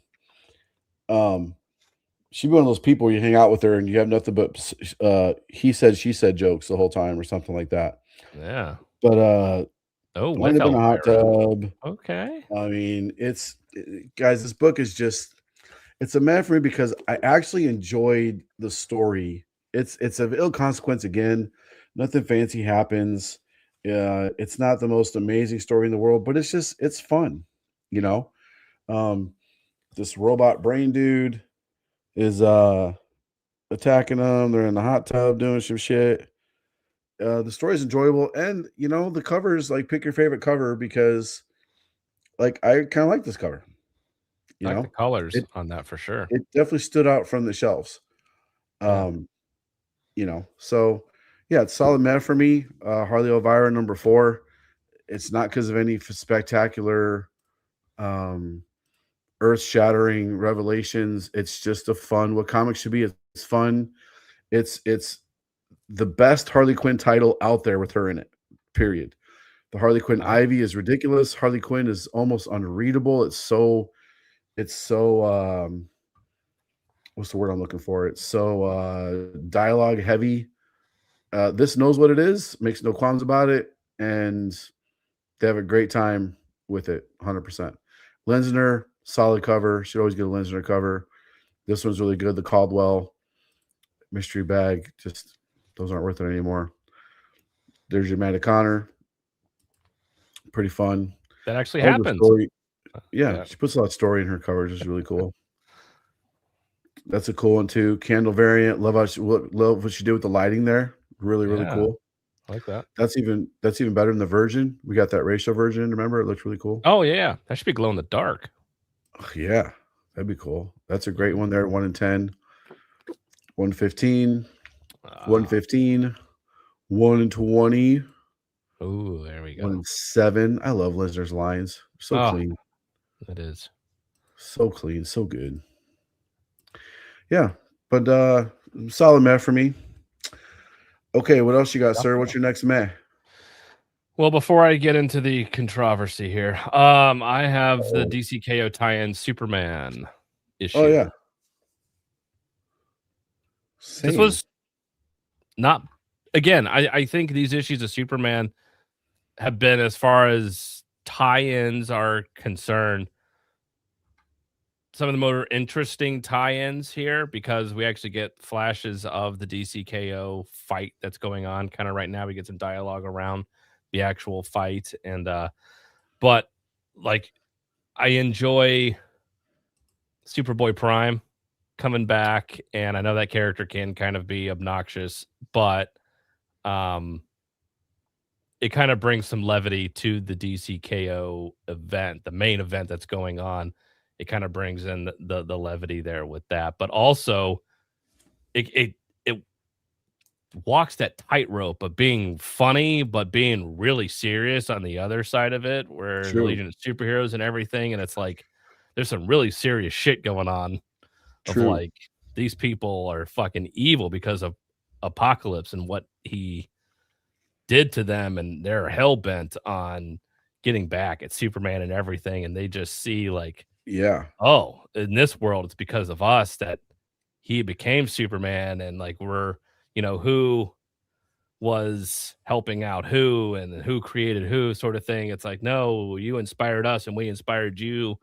And the whole time Saturn Girl, it's like she's like, I fucking hate all of you. And like this talk with Lois was awesome. I want more of her. This villain. Yeah, she's great as a villain. I mean, fantastic. Mhm. Just fantastic. She's written so well. She has heart, but she's also scary as shit. Oh yeah. I like they finally go and get Time Trapper. Like Finally, yeah. like this is the story is moving forward. Remember, DCKO started with Time Trapper, Yep. telling them all like, "Hey, this shit's going down. You're all gonna die. Then, You can't fix and it." then Booster Gold's revealed he betrayed him. He's really dark side. Yep. In Booster Gold's body, right? Coming back to form. He's Apocalypse, yeah. He's I'm sorry, Apocalypse. And yeah, it's good. Superboy Prime, like you said, is fantastic in this. Yeah. Like, and in the end, That's a great ending. Can't wait to read the next one now. Oh, I know. The ending was great. Oh, So, like, man. and the art is good in this. As always, Joshua Williamson again, Eddie Barrows in the art. I have a fun time with this, and these are what the tie-ins should be. You Yes. actually have them surrounding it. You actually having them matter to the main event that's going on. It provides a little bit of backstory or some, Yeah. people that are still tangentially involved with it somehow. It's not Yeah. inconsequential side quests that really Right. lead to nothing. Like the kids are all fight. Right. Like It's pointless. It's like you're not doing anything of any consequence at all. Nobody cares. Yeah. Yeah, totally. But then this is so good. Like it's a Yes. perfect tie-in. Superman's not even in it. It's Superman robots, it's Superboy Prime, it's Lois Lane. Superboy Prime is written perfectly. Like huge kudos to Joshua Williamson. Yeah, and he knows it's like they're going after this robot of Superman, and it's like, why are you protecting this robot? What secrets does it have, or what is it doing, and why do you care so much about it? And then we may get a oh shit, I mean that Superboy Prime. Oh, man. it's like we saw what happened last time. He kind of went off and went crazy. So be careful. Yeah. That last page, I wish I could show. I'm not going to. It's almost worth the cost of admission just for that last page. Yeah, That last page. it's great. It's But fun. now that you've It's messed with fun. my new BFF, Lois Lane. I know. It's like some of it's a little, but that's the character, so I'm okay with it. And that last Yeah. line is great. That last line's perfect. Yep. Yeah. A lot of fun. Because I mean, anyone who knows anything, Superboy Prime is probably the most powerful character in the DC Yeah. universe, probably next to Darkseid. Probably, yeah. He's definitely up there with If he cut that. loose, he could probably give Darkseid a straight up run He for his could. money. Yeah. Yeah. Okay. Yeah, agreed. Solid match. Just not good enough to be a top 10, but solid issue for the Yeah, week almost for sure. it almost there. It's just a little too kitschy for me. It's just like, Yeah. yeah. Okay. What's your next one, sir? I have Detective Comics 1105. Okay. That made it into my tops. And that's fair. I could see how it could. Yeah. Yeah. It's so, and I haven't been reading it. Right. I've listening to the story that you've been telling me that's been happening in it. So this is the first one I've read in a while. Yeah. So go ahead, man. Why is it a meh for you? So I've liked this new arc so far of what would happen if this guy took away all fear, basically. No one's afraid of anything. You will be in it, just inhibition to the wind. You have no caution at all. And Batman is infected with this, and he has this ticking clock of like, hey, eventually you're going to lose all inhibition. You're going to lose that. Should I do this? Or you're going to question something. It's like, you're going to lose that. So I have a lot of fun with it. Although, so we get a little more backstory on the villain in this, which I appreciate finally. However, it is very weak at times. The fact that he learns to box with Black Canary, apparently, somehow it's like, okay, you're gonna spar. Apparently, this guy that has this no fear, who's this evil villain, was training to become the greatest boxer of all time and could have become the greatest boxer in the world, like Mike Tyson in his prime, deadly. And he has one sparring session with Black Canary. She punches him in the face. He gets knocked down and gets scared and never boxes again. Yeah. What the fuck? First off, you don't put a woman in a ring with a man. He would beat the living piss out of her. Like, what? And first off, you're sparring with this with no headgear or anything. You're just like, all right, let's just fucking go. It's like, what? Yeah. And you're gonna spar with her? It's like, give me a break. Like, that was so stupid. I didn't buy it for a minute. Yeah. That was a weird part for sure. But That was a weird part. see, that's the bad Tom Taylor.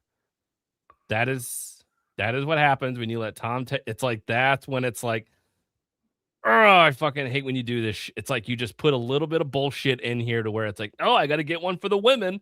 It's like, quit being a dumbass. Like that's not. Yeah. Don't do that. Like, Yeah, come get out of your on. group chats with all the wokies. Like, just Yeah. write a good story. Don't try to appease anybody except for your readers. You know Yeah, and make it, I don't know, believable. that too. I love that. I mean, aside from that, um, where he loses his courage and becomes a coward and he's afraid of everything again. It was a solid issue. I mean, the story is moving forward really well. I love how Batman doesn't trust himself at all. He's definitely relying on his team for help. He says several times, "I can't trust my judgment." Mhm. I love how they even got villains working on this, like the Scarecrow's on the science team. Perfect. That's exactly who you would want on this to concoct an antidote Yeah, for it. I love that. yeah. Every time they say something, he's like, "We have a whole bunch of this stash," and he's like, "You do? Yeah. Oh, really? Tell me more." Uh-huh. Can I get some of that? Yeah. It was a very enjoyable Batman story. It really was. I gotta say, I think I enjoyed this more than I enjoyed the new Batman series. Oh, 100%. Yeah, this is definitely a more fun. I'm having more excitement with it. So yeah, Yeah. so it's a it didn't squeak in. It wasn't my top books for a while, and it has been, but this issue, there was just that scene was so stupid. I'm just like, all right, I Yeah, can't do it. it's a solid meh. If you like Yeah. Batman, I mean, definitely pick it up. You'll enjoy it. I can Mhm. overlook that stupid scene to, uh, that's why it's not a skip. It's not it is, this cover is fantastic. Oh, I I love that. love this cover. Um, that's not trade dress on it, but the trade dress one. Again, this is in my top, Oh yeah, look at that. but there's the trade dress. Gorgeous. Looks pretty good. Bjorn Brandis, great cover. Not Okay. bad. Yeah. Not bad. Not bad at all. Okay, so what do you have next, sir? I have can't believe I'm saying this. I have 4 left. Absolute Wonder Woman number Well, that's 16. okay. It's your first time back to the series. It is. Okay, so there was kind of a lot happening in this.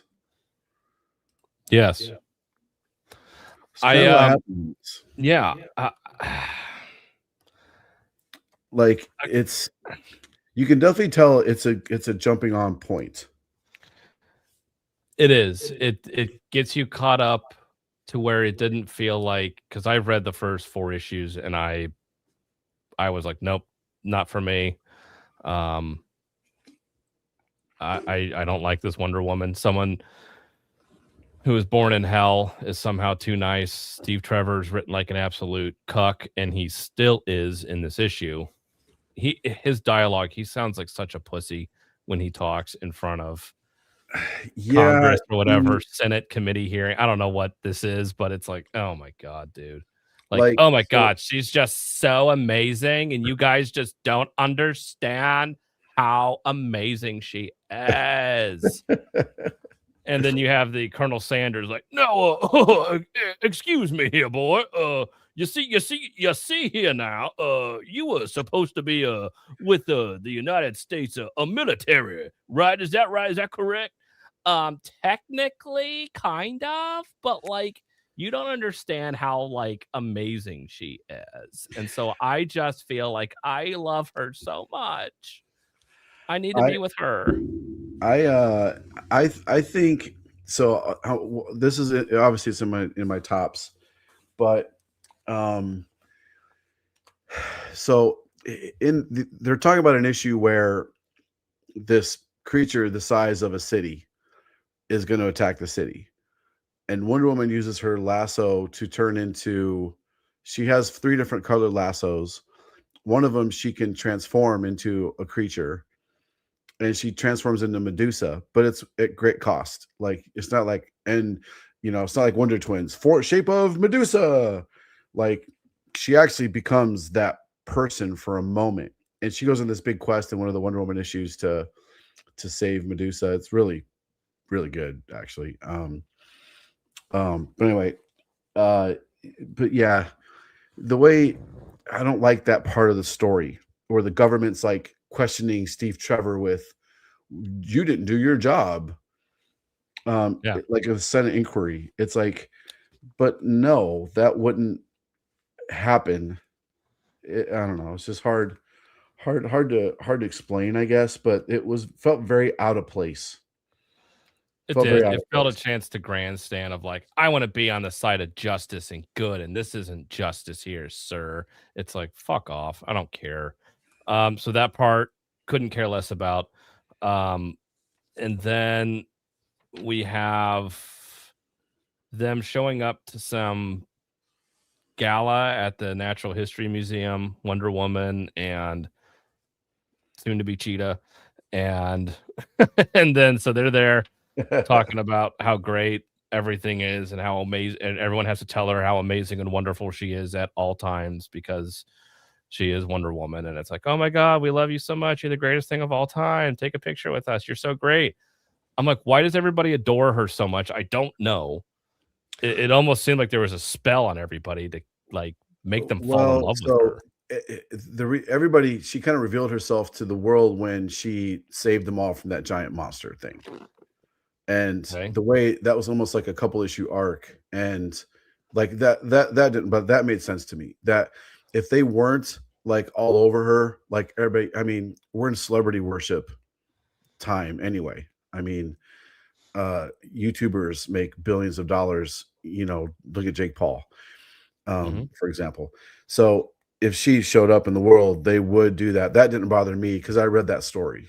I don't think if you read those issues, that would bother you as much. But I was more bothered, like you said, by the whole Steve Trevor Senate inquiry thing was weird. I Yeah. agree with Then that. he shows up 100,000. to this event still in his dress uniform, it looks like, and he's drinking and it's like, wait, you just being questioned in DC here, now you're just walking down the street to this party and everything's fine? Yeah, and some of those Like, uniforms aren't authorized for Leave at Liberty. I didn't think so. I'm like, bold to be doing that out in public after you just got lambasted by the government, but hey, you know what? Yeah, Whatever. yeah. I think you just quit your job. I don't know. It sounded like it's I don't know. So Odd. what kept it as a meta for you and not a skip it? Um I I kind of like Zatanna showing up in this. Okay. Some of her dialogue is a little cringy. She kept calling her cutie. I was like, God, stop. Like, are they just wanting to bang this whole time? It was really bizarre to me. But that aside, I I didn't hate this version of Zatanna as much as I thought I was going to.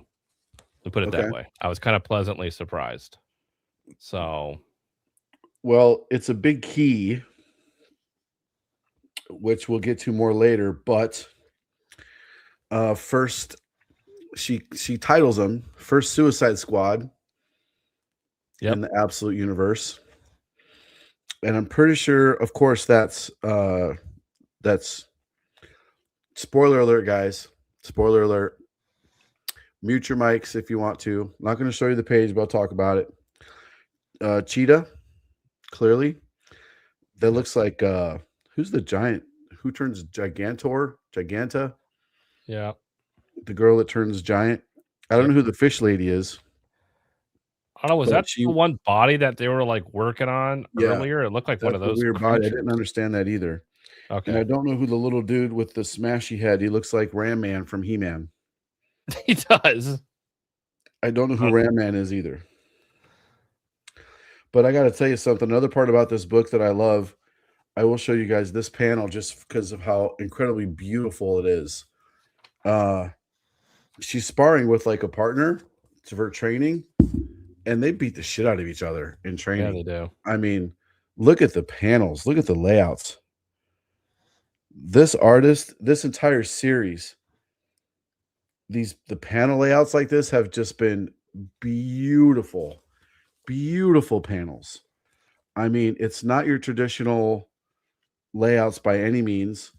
The colors are beautiful inside the book too.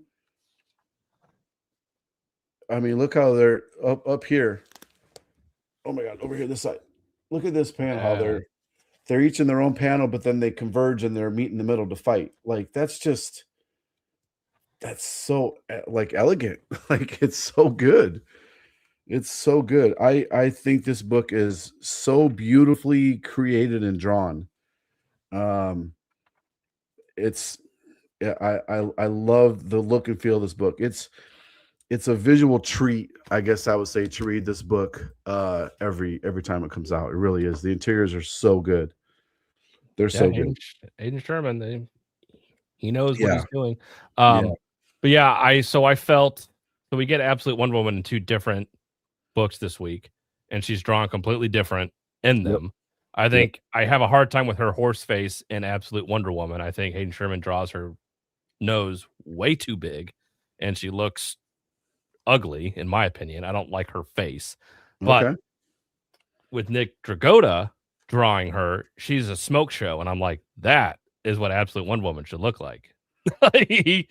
So there's a bit of a disconnect of what she's supposed to look like. Yeah, even the cover, some of the covers, like Yeah. this one. I love this cover, by the way.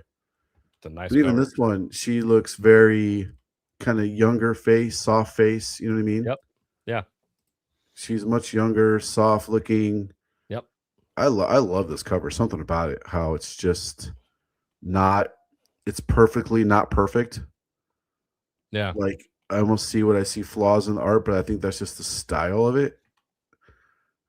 I like it. It's fantastic. Yeah. Very chaotic. Yeah, the Pegasus and whatever that flying fish weird thing is. There's a weird cat head for some reason. Like this shield has a happy face. It's just so weird and cool. Yeah. In the middle of it, you just have this, amidst all this chaos, you have her like solemn kind of beauty in the middle of it all. Like, oh yeah, it's very great cover in my opinion. Anyway, Mhm. no, it's I'll talk about, of course, in my top 10. I loved it. I think it's great. Of course. Yeah, Zatanna. Curious to see what else they do with her. I mean, it's not her first appearance of Absolute Zatanna. She showed up a few issues ago, and she cast a spell on Wonder Woman, and she realizes it in this issue, and she doesn't have access to her magic right now, which is a huge part of this version of Wonder Woman, is having her magic. Huge part of it. And another thing about the series I'll say that I like a lot too is how much they've really leaned into the Greek mythology. Like, to us, it's all myth, but to her, that's her reality. Like, she was born and raised around all these creatures, and she worships them and talks to them like they're the gods they are. Like, you know, she prays for this and prays for that, and she can summon them if she needs to, but they're not happy when she does. Like, it's interesting series. Anyway, not mad at you for the meh. Glad you gave it another shot. Curious to see how this story arc pans out. Yeah, I don't know if I'll stick with it. I don't know for how long, because it is kind of nauseating, but I'm trying. By the way, if anybody wants this version, this is a exclusive that we shared with 616 also, that is on our on Comic Suite's website, so feel free to pick that up. Ivan Talavera, fantastic, much hotter on that cover than in the book, but yeah. So, you know, not consistent in her look. None. Also, that Guillaume March cover is fantastic. Guillaume March should just draw every female cover ever. Okay. All right. How many more mez you got, sir? I got 1. I got 5. Let me get a couple. Let me sneak a couple in here real quick. Okay. I know you didn't read this. Absolute Flash. I didn't read I've stopped Absolute Flash a while back. You know, I got the trade, so I read the first few issues.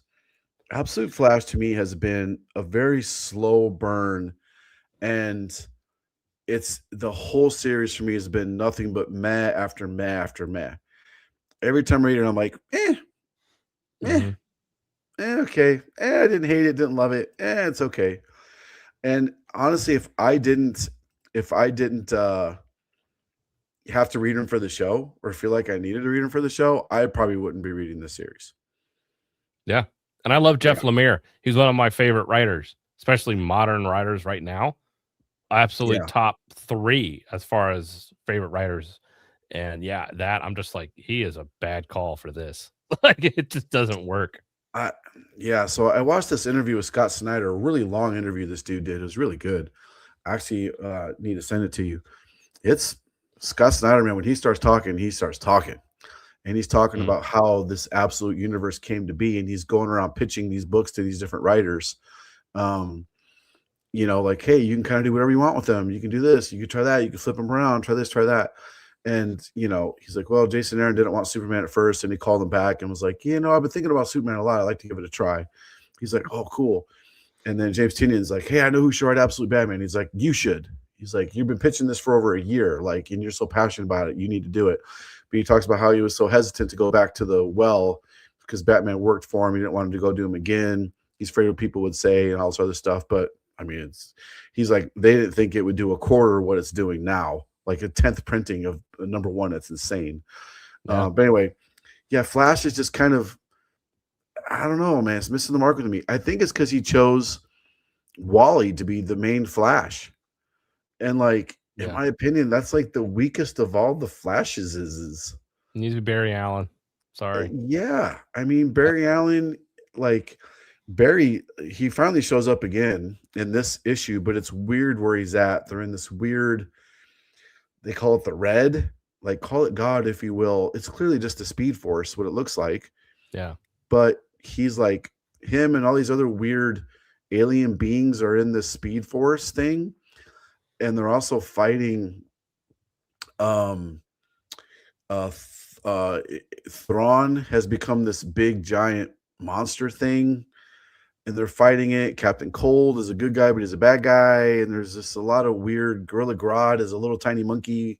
He's got super That's right, power brain. Mhm. So I feel like a lot of these things were big swings, but when you put them all together, they're just kind of, it's like a single here and a single there, and maybe a single there. There's not a home run. Yeah. Where's the triple play? Where's the grand slam? It's just the whole series feels like it's just a meh. So anyway, Yep. that's Flash for me. I don't know. I'll probably still get one copy and read it. There are still, people theorizing in this absolute universe is going to be huge going forward. All these first appearances and all these issues are going to be something. Who freaking knows? Who knows? Who knows? Okay, I'll pick another one here. I have, well, this is just for the cover. Okay. Carrie Andrews. Yeah. Kari, right? Kari, yeah. Kari, Yep. Kari Andrews. I could care less about Youngblood. You want to see here? A lot of people can. Let's have a laughable moment. I was just thumbing through it. Uh-huh. And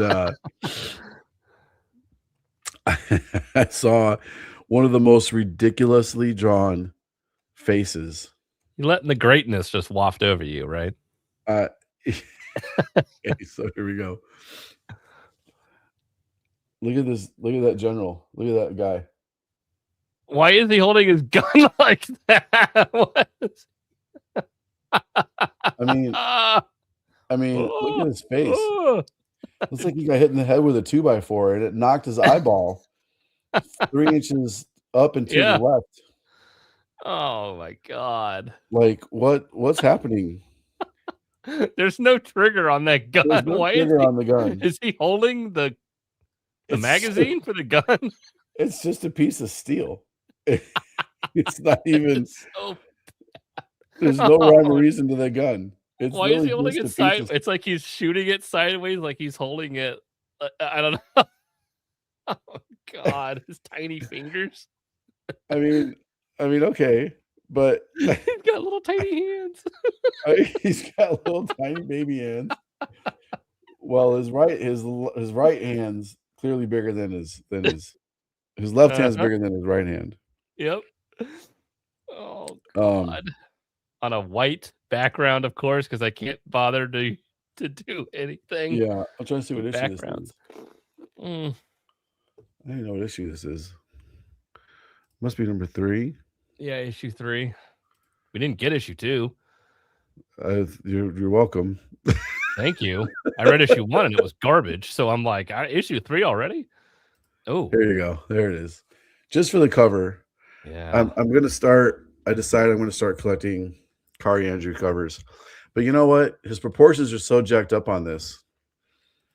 And he Yeah. knows it. Like I would read that those interiors. I would read it. I mean, look at that bicep. I mean, it's exploding. Bicep is it's one step away from rupturing. Yep. No forearm is built like this. No, I mean, that's almost a bad thing for an archer to have a bicep that big. He probably shouldn't. Yeah. The striations are insane. I wish I had striations like this. And it goes all the way through his chest, all the way into his deltoid and his pec. I mean, look at that forearm. That forearm is like, I mean, Popeye's jealous of those forearms. Yeah. But I love it. He can't put a shirt on, but damn it. She's randomly just got his chest on this jack dude in the back, striking the cool ass pose with the gun. Yeah. That he's aiming right at his buddy's head. Yep, shooting him right in the back of the head, just with a laser sight on, just gonna shoot him in the head. Yeah, I mean, it's so good. It's so bad. It's good. Yep. But Yep. I mean, this is probably better than any interior. Anyway, the cover alone is a meh for me, 100%. That's fair. Not sure if you're talking about us or the stories we're talking about. Hopefully, it's not us. Yeah. Pray to God it's not us. Okay, a couple more. I got Thundercats Ho. All right. Another cover, I assume. So yeah, I got it just for the cover, but then I read it. Okay. This is a good story. Right. Hold on, I'm trying to find it. No. It is. It's a good story. I'm going to tell you in a minute here. Hold on. JKLQRS. Oh my goodness. There's a lot of books out this week. Oh, some would say too many. There we go. Okay. This is a good story. So I was surprised how much I like this. And the writer is Declan Shalvey. Mm-hmm. The artist. I didn't know he was writing this. Shame on me, maybe, if he's been writing it for a while. But I don't remember. He's writing this book, and it's pretty freaking good. So Panthro apparently just got his ass kicked by Mumra. Oh. Missed that issue. But apparently now they're like in a time of peace. And Panthro's like, I'm a war general. I prepare for war. Times of peace, you prepare for war, right? Yep. So he's going to go into space and launch some satellites to survey the planet. Makes sense? Sounds good. Lion-O, in the meantime, has the Book of Omens, right? He has the book, but he's trying to get it unlocked. And he can't open it. And Jaga is there, like, being mysterious and is like, the key is closer than you think. And Lion-O is basically like, I'm tired of you, old man. Like, fuck you. Either help me or get out of my way. He's like, why are you so mad at me? Like, you were a little kid not too long ago, and we would walk hand in hand, and you loved talking to me with stories. What would that kid think about you? And he's like, he would tell you to get out of my way. So he's pissed at Jaga. And Lion-O looks like a badass too, by the way. So anyway, Panther goes into space. He finds this giant space station that they didn't see because when they were coming into the planet, they were all passed out. He sees a giant space station, decides to go onto the space station. It's huge. And he's getting all this information from the space station. He sends these 2 robots back to the planet. And Lion-O's like, you didn't think you should tell your lord that you were going to change your plans? And he's like, I made a snap decision. I will say one thing I do like about the dialogue in this, which I never noticed before, is that there's no like contractions. It's a very kind of a formal way they talk to each other, which is kind of cool. I like that because if you think about it in the cartoon, it was kind of the same way. way back when. I don't think they went that far as not saying contractions and shit, but they're talking to them very formally. Tigra is kind of pissed. He's like, you didn't think to loop me in on the whole science thing? Like, this is my thing. Yeah. And he's like, well, I made a call here. Lionel's like, I made a call. And he's like, okay. Like, it was a good issue. I am really looking forward to reading the next one of this. I thought it was just going to be a cover grab, but it's a solid meh for me. It's a solid meh for me. I'm shocked because I was reading the first like 8 or 9 issues and it was nothing but these bratty, annoying kids and no Mumra. And it's just them bebopping and scotting around because they just crash landed and they don't know what the hell's going on. And it was so stupid. Yeah. I gave up after almost 9 issues. Yeah, I think I read the first 2 and I was like, no, not excited at all. But then, yeah, this one's really solid, and they're building up to a big issue 25. So, Right. yeah, I'm looking forward to the next 2 issues. I think that Declan here, just on that first issue that I read, again, I read issue 1 and 2 and 23. So I'm not well versed in Thundercats, but Probably the I best way to really do it. like this one. I really did. I kind of want to go back and try to get, you know, at least the last 2 or 3. I'm sure they're not that difficult to find. So I'll be grabbing those up. Okay. Nice. I have another one. Okay. G.I. Joe was a meh for me this week. Wow. Okay. Yeah. I met G.I. Shocking. Joe. Okay. I Top like one the for me. story.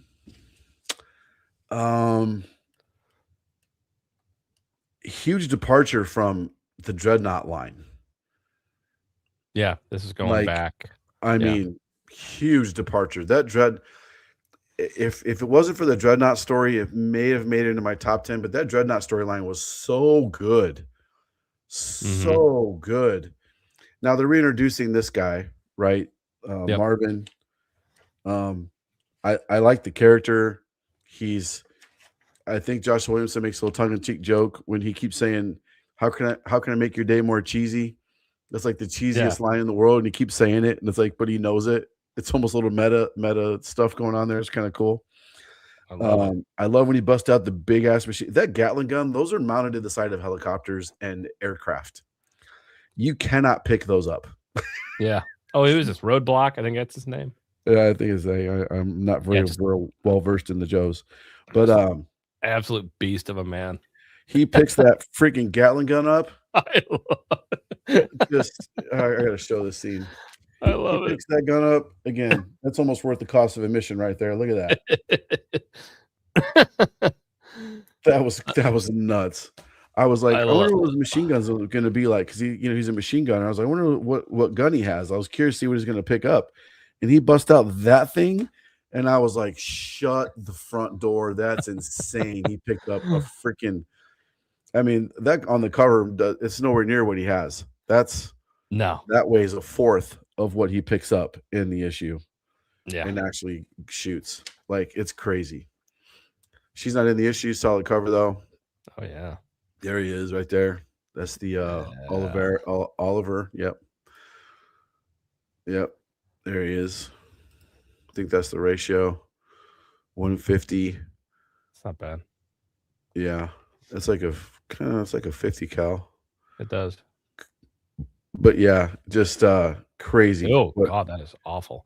Yeah, I don't know what sheesh. Yikes, that cover variant. 1 in 100. That's the 1 in 100. That thing looks like shit. Image has been taking their worst covers and making them ratios, which is the opposite of what you're supposed to do. Yeah, but I kind of get it though, because when I was publishing through Lunar, a couple times I took my best covers and made it ratios, and it barely affected sales. Really? And I'm like, if I made this a cover A, I would probably sell a hell of a lot more, and it did. I started taking the Shikaris and making them cover A's or cover B's, and the sales would go whoop. Wow. I would make way more on just the cover A's because people weren't chasing ratios. So I get it. I get the logic. McClay says this a lot too. He's like, the best cover should be the ratios. From a collector standpoint, yeah. From a publisher standpoint, that's not what you want. That's not what you want. Yeah. I mean, I guess if you have a Batman or a Superman, like your DC, like you can afford to do that because people Yeah. will probably do that. But like a small indie, it's like, yeah, no one cares Yeah. Well, until it gets optioned.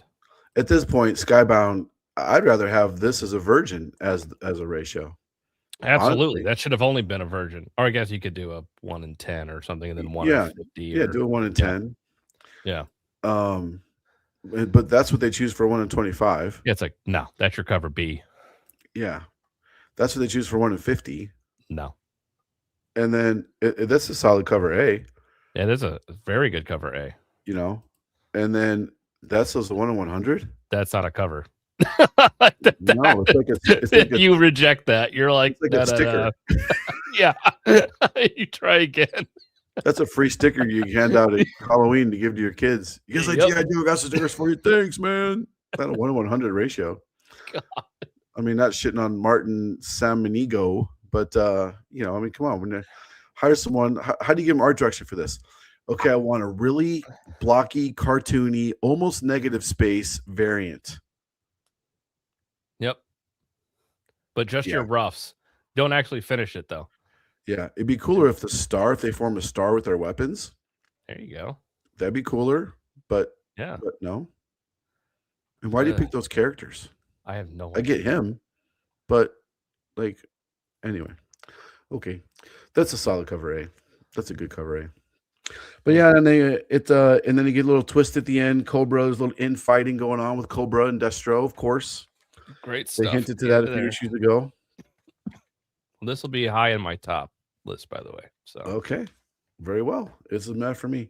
Okay, my last meh. And mine. My last meh. All right, I got one more as well. It's Let me see here. I gotta scroll.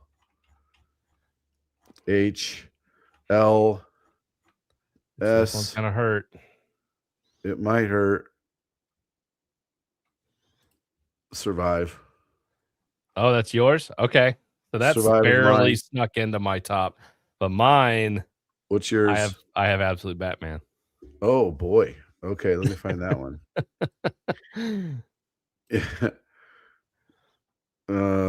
Absolute Batman.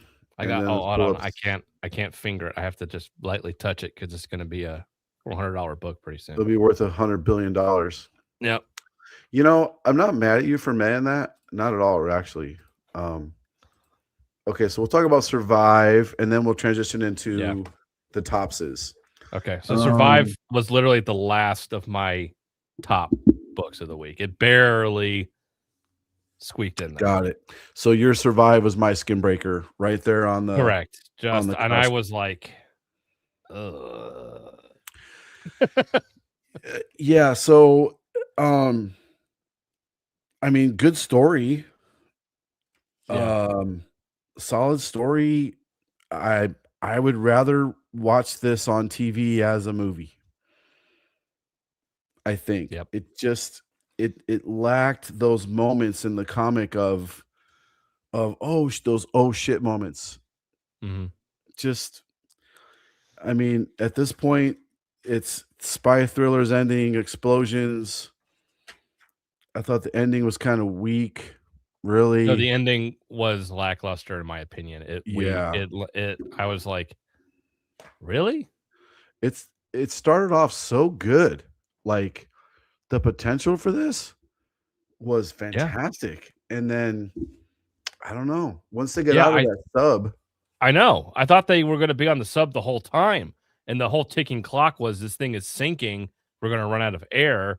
We got to get the hell out of here. And then you throw in the wrench of, oh shit, this Russian is alive on top of our American spy, and now they have to work together to get off of the sub. And so I'm like, well, who's going to get off of the sub? Is it one of them? Is it both of them? Is it neither? I don't know. Yeah. So like, I like that part of it, but the fact that when they easily got out of the sub into the surface, I was like, oh, okay. Yeah. So, there's still another issue of them kind of putzing around on this ship, and then it's like, okay. Yeah. Then it turns into like Under Siege. I'm just like in the not a good Under Siege with you don't have a fun Tommy Lee Jones character. So I just, like you said, the ending didn't do it for me. Some of the action in this is fun. Seeing these guys kind of shoot their way off of this boat that's going to be blown up. and because he can't call off the strike. Like, I did like some of that, but yeah, it left me being like, "That was it?" I wanted Yeah. more. Yeah. No, I agree. I agree. I wanted more too. So, meh for me, very solid meh for me. That's fair. I noticed a couple things just now going through this. I see the X when he's like, "Hey, make that black right there." That Yeah, X. it's usually what that means, yeah. It's you can still see it. Yep, I feel like he has guidelines for his face and more yep, X's, right? At yep. least you can't see the X's, but his face guidelines are still there. Yeah, I I think mean, clean it up. that Clean wasn't it up, meant man. for a inker to ink. Well, it didn't go to ink. It just went pencils to colors. Look, Oh, yeah, it did. that's pencils to colors. That's when you need an inker for sure. I thought Yep, this cover looked unfinished. Now that I does see look the black and white, unfinished. it's very clear. No Yeah, inking, right none. to colors. Come on, man, trying to save a few bucks. Inker inker will cost you. I know solid inkers that would ink this for a published piece. They give you $50. I'll ink it for you. Yeah, look better than that. Come on, bad idea. You know better than this shit. Come on. So, okay, so Absolute, man, you're beating the shit out of these titles. I Well, not too bad, I know. guess. You gave it a meh. Give it a meh. All right. So, what'd you think of Absolute Batman this week, sir? Well, I thought it was an Absolute Wonder Woman issue featuring Absolute Batman, which was a big problem I had with it. She Okay. was way too prominent in this issue. She saves the day from him, makes him look like a dumbass.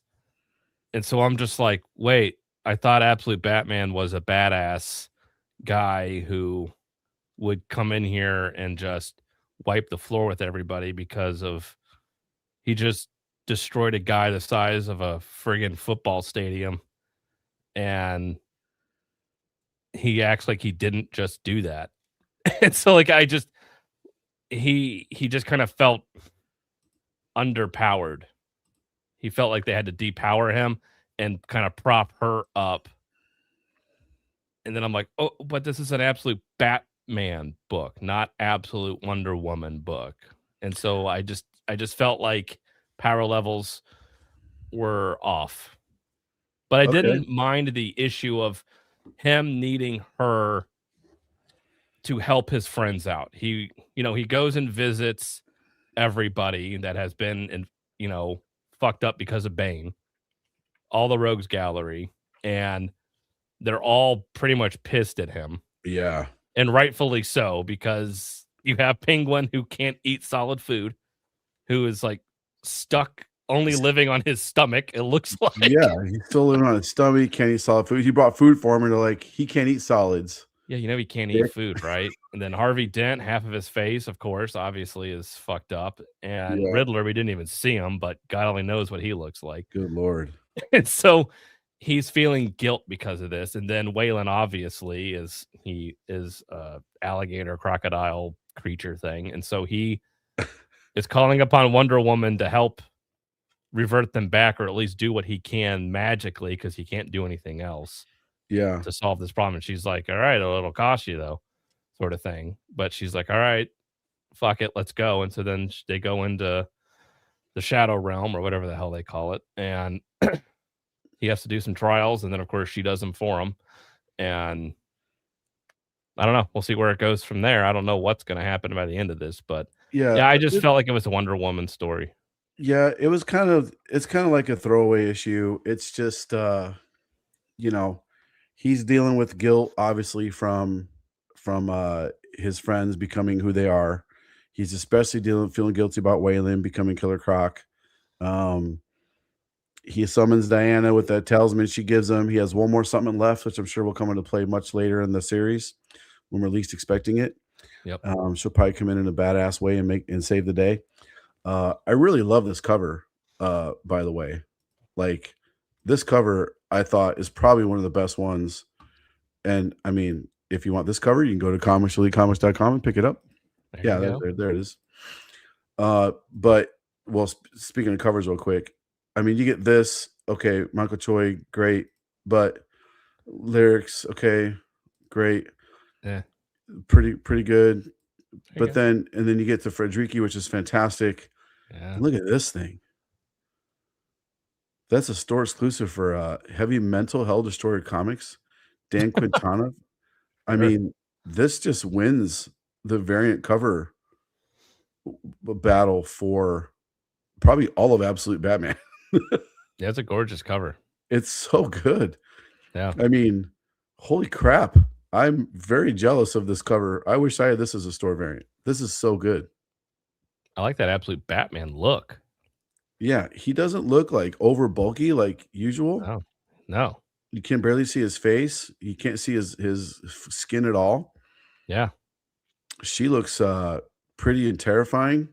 As she should look, because she's from hell after all. Yeah. Oops. Yeah, I mean, congrats to these guys. Yeah, they struck gold with this one for sure. Yeah, I don't know why there's not a virgin. Really? Like, yeah, worst choice ever. Covering up. When you get art like eggs. this, you do a virgin and a foil and every version you can possibly do. Yep. Don't if you can't afford it, you get a partner. You get a partner.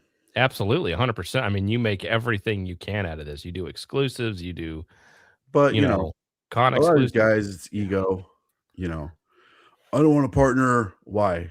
I want it to be just me. Nobody cares, man. Everybody just say Dan Quintana variant. Yeah, it says Heavy Mental Hell Destroyer. Cool. If those two teamed up, I mean, awesome. Why didn't you do a virgin? Maybe they did. It just didn't make it into League of Comic Geeks. Yeah, or maybe it'll come out. They're sitting on it, maybe. I don't know. That should be a virgin. Yeah, maybe it's going to be a convention exclusive. That'd be smart. That would be very smart if they decided to do that, because that's what it should be. Let's look this guy up. Hell Destroyer Comics. Trying to find his Facebook. He's got an eBay. I mean, his website. Guy follows me. I'll follow him back. Cool. Comics and heavy metal. What if I know this guy? Look at that shit. There's their Batman 16. Yeah, that's right there. Oh, that damn. Yeah. Good for him, man. Good for him. Signs of you struck fucking gold and you need to good for you, bro. Reap it as much as you can. That's gotta be signed. That's a nice signature too. I don't know Dan Quintana. I don't know who that guy is. I've never heard of him, but bravo on this cover. Yeah. Fantastic. I don't know what that is right there. Is that signed by Dan, maybe? I don't know what that is. That looks like a Quintana right? I don't know the guy's signature, but it looks like his name. This is definitely the best. I agree. The best Absolute Batman cover yet. I got to agree with that 100%. Yeah. Yeah, that thing sold out probably in no time. Did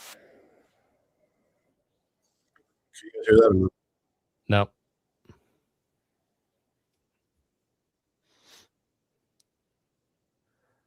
Heavy Mental. Well, he better be doing a con exclusive with this cover, making prints, do whatever the hell you can. Yeah, hopefully they do have a version coming out. I would pick up a version of that for damn sure. It almost does it disservice having the Absolute Batman on that cover. So now I wish he would not post his AI shit. That's 100% AI, yeah. Yeah, I mean, I guess post it. You're not selling it. It's fun to play with this. I've done it tons of times. I've posted this kind of stuff. It's so easy to do. I mean, a couple prompts. Yeah.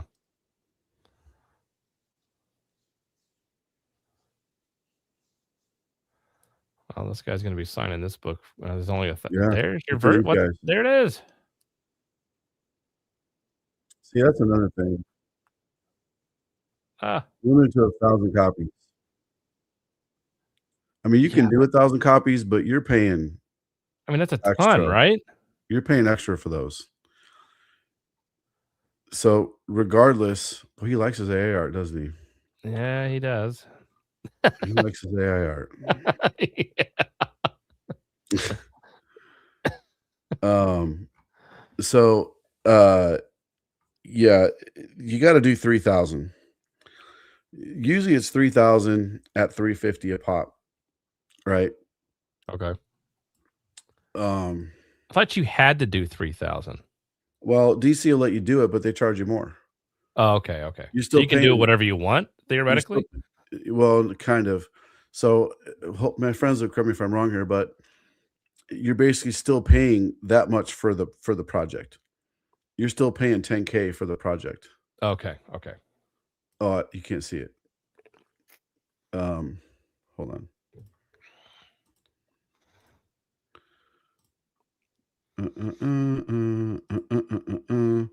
Share screen. Hold on a second. Share entire screen.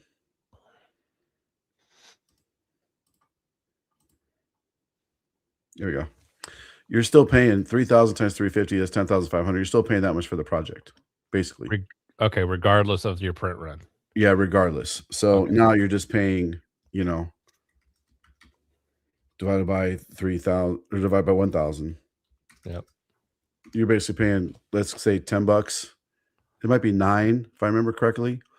So you're still paying, your cost per thing is still there. Yeah. So now you're getting 1,000 plus consider your damages. There's always a top and bottom cover of every case.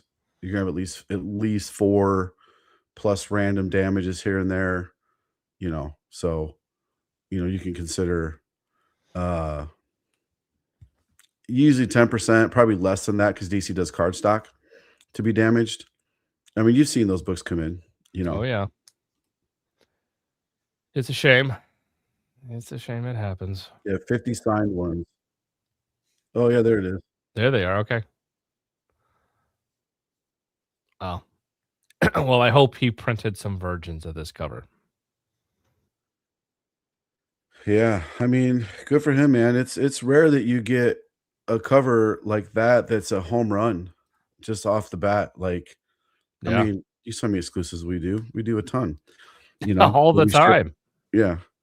So good for him, man. Congratulations, Hell Destroyer and Heavy Mental and Dan Quintana. Great cover. Great Yeah. cover. Congratulations all around. Round of applause. Indeed. Clap. But I like this cover. I mean, he's supposed to be what, like 6 foot, 18 inches or some shit. Almost 7 feet 6'9". tall, right? Yeah. Yeah, 7'2". And look at her. She's bigger than him, which Yeah. she should be, right? I mean, she's an Amazon. I guess. I I mean, figured, yeah. in my mind, this is how they would look, right? She's got some meat on her bones. She got them traps. Batman's beefy as shit because that's how he's drawn, just this big jacked freaking kid, right? Yep. And her arm is magic. I don't know if you read that or not, but her arm, she sacrificed her arm. Oh, that's right, because that's why she said that in her issue, like, "Oh, my arm's still here," so Yeah, she sacrificed her yeah. arm to bring Steve Trevor back to life, basically. She had to give up something really valuable, and then she cast this wicked, crazy spell to get her arms basically just magic. In one of her issues, she has to like give up her arm again or something. I can't remember what happens, but she's really one-armed. That's why it's all tatted up because it's a magic. That's like a magic spell on her arm to keep it there. Got it. Anyway, I like this issue, this cover a lot. But you're correct. We're rambling now, but you're correct about it did seem like a Wonder Woman centered story with her helping him get some help for Waylon. Yep. But now, is he going to be cured? I don't know. We'll find out. Only time will tell. Another thing, man, like, don't ask Lyrics to draw dudes. Yeah, that's a really not Like, good like, I don't know. What's like, I know no. the face looks all messed up. I don't know. Yeah, like, no.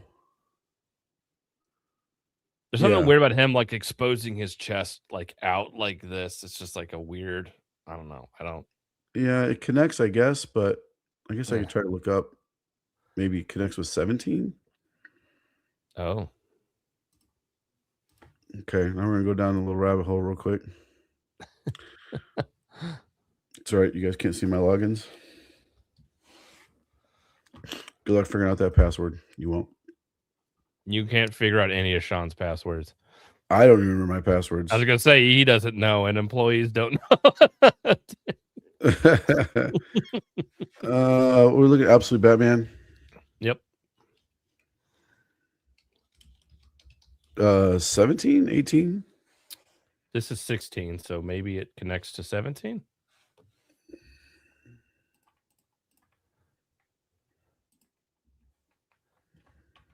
Of course.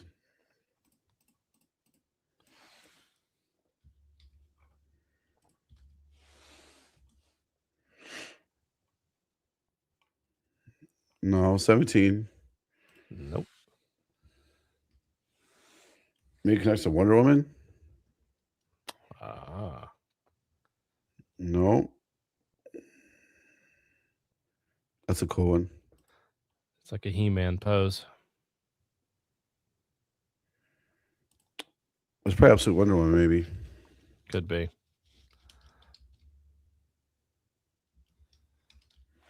We're looking at 17. Yeah, we just had 16. No.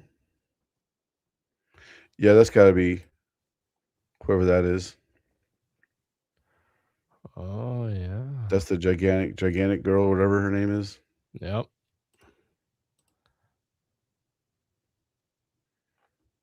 Oh, Okay. Well, I Okay, can't find the sorry. connecting cover to it. Oh well, that's okay. That's okay. Okay. So are we into tops? We are into in the the top tops? books. Okay, 2 hours. Short Okay. and sweet. These are going to go a little quicker, I think. Yep. So we already talked about a couple of these. I have 1, 2, 3, 4, 5, 6, 7, 8. I only have 10. I have 6. Oh shit. Okay, I'll do my first 2. Number 8, we already talked about it. Detective Comics. Okay. Solid cover. Okay. Love this cover. Absolutely great cover by Bjorn. Story. Enjoyed the story a lot. The covers what pushed it into the top 10. It wasn't for this cover, it'd still be a solid meh, but this pushed into the top 10 for me. That's fair. My number 7 is Capes. Okay. I am loving Capes now. We're on issue number 3, and I'm already hooked. Usually I say give a series 5 issues. Don't even need to give this 5 issues. Big twist. Again, this is this was already put out, but it's redone, it's redrawn. I've never heard of it. I never read it, so it's my first experience with it, and I absolutely love it 100%. Big twist. Enough human element. It reminds me of reading Invincible. It really does. It's much more pleasurable, much more fun of a read than it's 100 times more fun than reading Skinbreaker. Oh, 100 times more fun than Skinbreaker. So solid number 7 of my top 10. Okay. Number 6. What do we have for 6, sir? Talked about it. I have Survive. Okay, I got Punisher. Okay. So go up Survive. I think anything you want to add to Survive, I guess. Yeah, like I said, it didn't really end on the highest of highs, but I'm giving the whole series a kind of a recommend. It's a fun little like action adventure kind of story. Like I wasn't too mad at this ending. I just wish it was a little bit better, a little bit tighter. I think could have had a better ending, but other than that, I can give it overall. It's a pretty fun series, so I can give it a recommend. Okay, not mad at you for it. I would give the whole series a meh probably. That's fair. But yeah, I mean it's okay. Again, the ending would have been way more gooder, I think. Okay. I got Punisher for my number 7. That's my next one. So we can oh, nice. So we're right there with it. Yep. Yeah. Man, this is the Punisher. He's back. This is Red Band, man. This is why this is why it needs to when it's in a poly bag for a reason, unlike Marvel Zombies. This For no here, reason. yeah, this is why you have a what the Punisher does, and then this. It was so good. It was typical Punisher of pitting two sides against each other and them underestimating Frank Castle because they all only see him as just a brute weapon. They don't understand. It's like, no, you don't realize the tactician that he is. And I love Yeah. that part of the Punisher. 100%. And I love how when he just crashes through the gates, I'm not gonna give away too much here, but he crashes through the gates and he just is walking around dual wielding machine Uzis. guns, Yeah. just just a force of nature. The fight with Kingpin it was so perfect. I loved it. I was like, fuck yes, this is what I wanted. It doesn't say a word. I love it. I mean, the Kingpin's Kingpin's like running his mouth taking his and shirt off, and he's like, "All right, we're fucking men. We're gonna fucking fight to the death, fucking barehanded." And it's like, I love this. Let's go. Yeah, it is perfect. This Indiana Jones moment. Yep, and he doesn't say a word to him. He doesn't say a word. Perfect fight. Perfect fight. Who's writing this? Is this it's not Zub, is Percy, of course. Benjamin Percy. Yeah. Love Percy stuff. And then Tombstone. God, I love this version of Tombstone. Scary. And then he meets Tombstone, then we get the click. Uh-oh. Yep. And then I can't believe what he does. He that cop convinces him to do what you don't think he's gonna do. Nope. And then another surprise twist here with Micro in the end. Not gonna give anything away, but man, just perfect ending to this series. Perfect. Yeah, those like 4 panels with Microchip. Like at the last page. See the green. I was like, oh man, I love it. And then he just perfect reintroduction to the Punisher to people who may not know who he is. Maybe some new readers, old fans. You're gonna love this series. I give this whole series a total recommend, 100%. Absolutely, this is the only Punisher you should be reading right now. Pick all of these up. This is the only one you should read. Screw everything else. Don't touch it. Read this one. Get the Red Band, get the poly bag, whatever you have to do.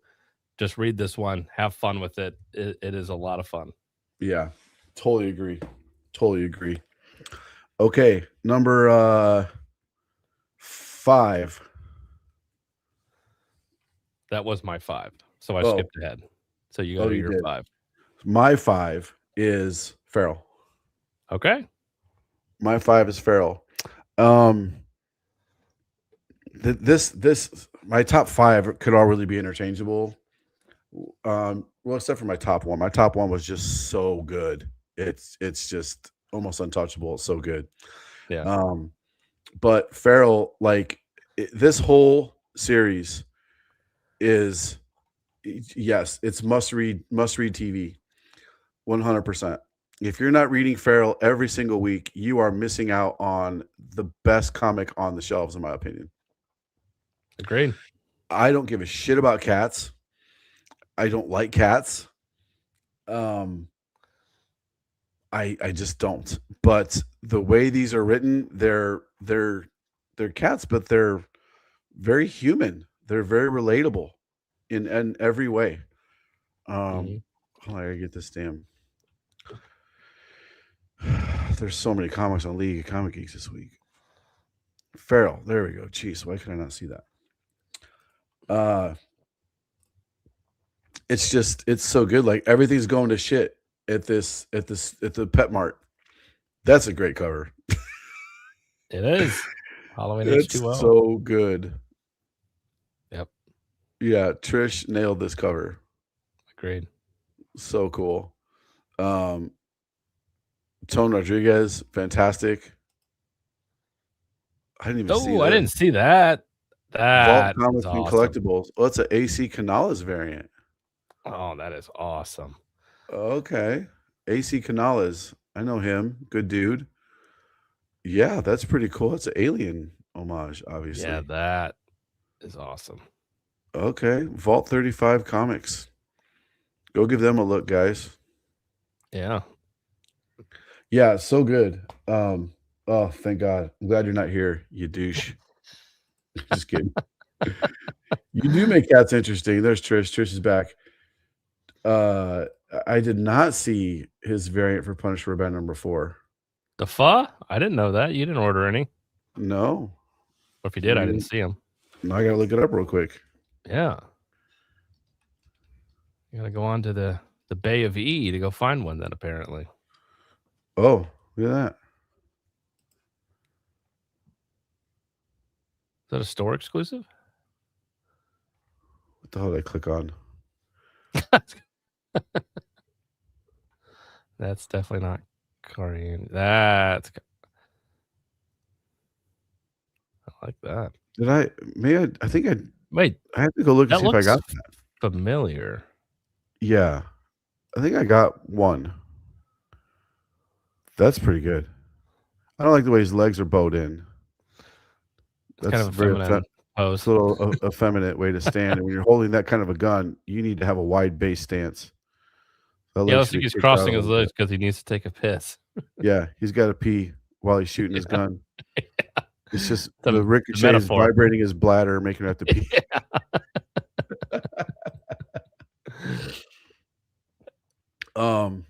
Yeah, it's a solid cover. I think I got that at the shop. I need to look that up for sure. But yeah, so Feral, just you got to read it. You got to read it. You are in the store, but you're not in the store. This one character takes a huge step forward. I love the way it was illustrated, the like ethereal kind of spirit guide Yep. that the cat was talking to. Mm-hmm. The colors just beautiful. I got to show this off a little bit, guys. Trish, if you're here, how much of an impact did you have on the colors of that? Did you draw that wispiness in there behind the cat? Or did the colors add that afterwards? I'm very curious how that was done because that's really good. Really, really good. There's some just dark moments in this. Just as soon as you care about some of these cats, they either get shot or eaten. Like it's wild. It's wild. And they're all in oh shit mode. Like they're all in oh shit mode. Sir Richard does the wispy stuff. Gotcha.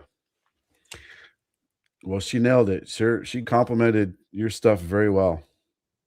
Oh yeah, and very much so. Chapter 20, The Outsider. Yeah, this character takes a huge step forward. Hold on, let me find this cat's name again. Sorry. Elise. I think that's Elise. She got booted. She got banished. Oh, Elsie? Yeah. Oh, cool. Oh yeah, Elsie, sorry. Mhm. But anyway, Feral's my number 5. We could rant and rave about Feral, how good it is. Go get Feral, read Feral. If you're not reading Feral, you're missing out on, like I said, one of the best comics that are out there, period. 100%.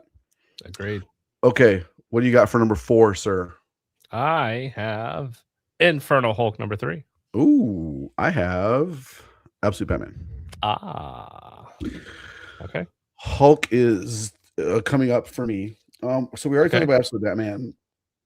We did. Excuse me. Absolute Batman for me is just I enjoyed this kind of a little intermission of a story. This isn't I mean, if you're reading these sporadically, you don't have to read this one. Yeah.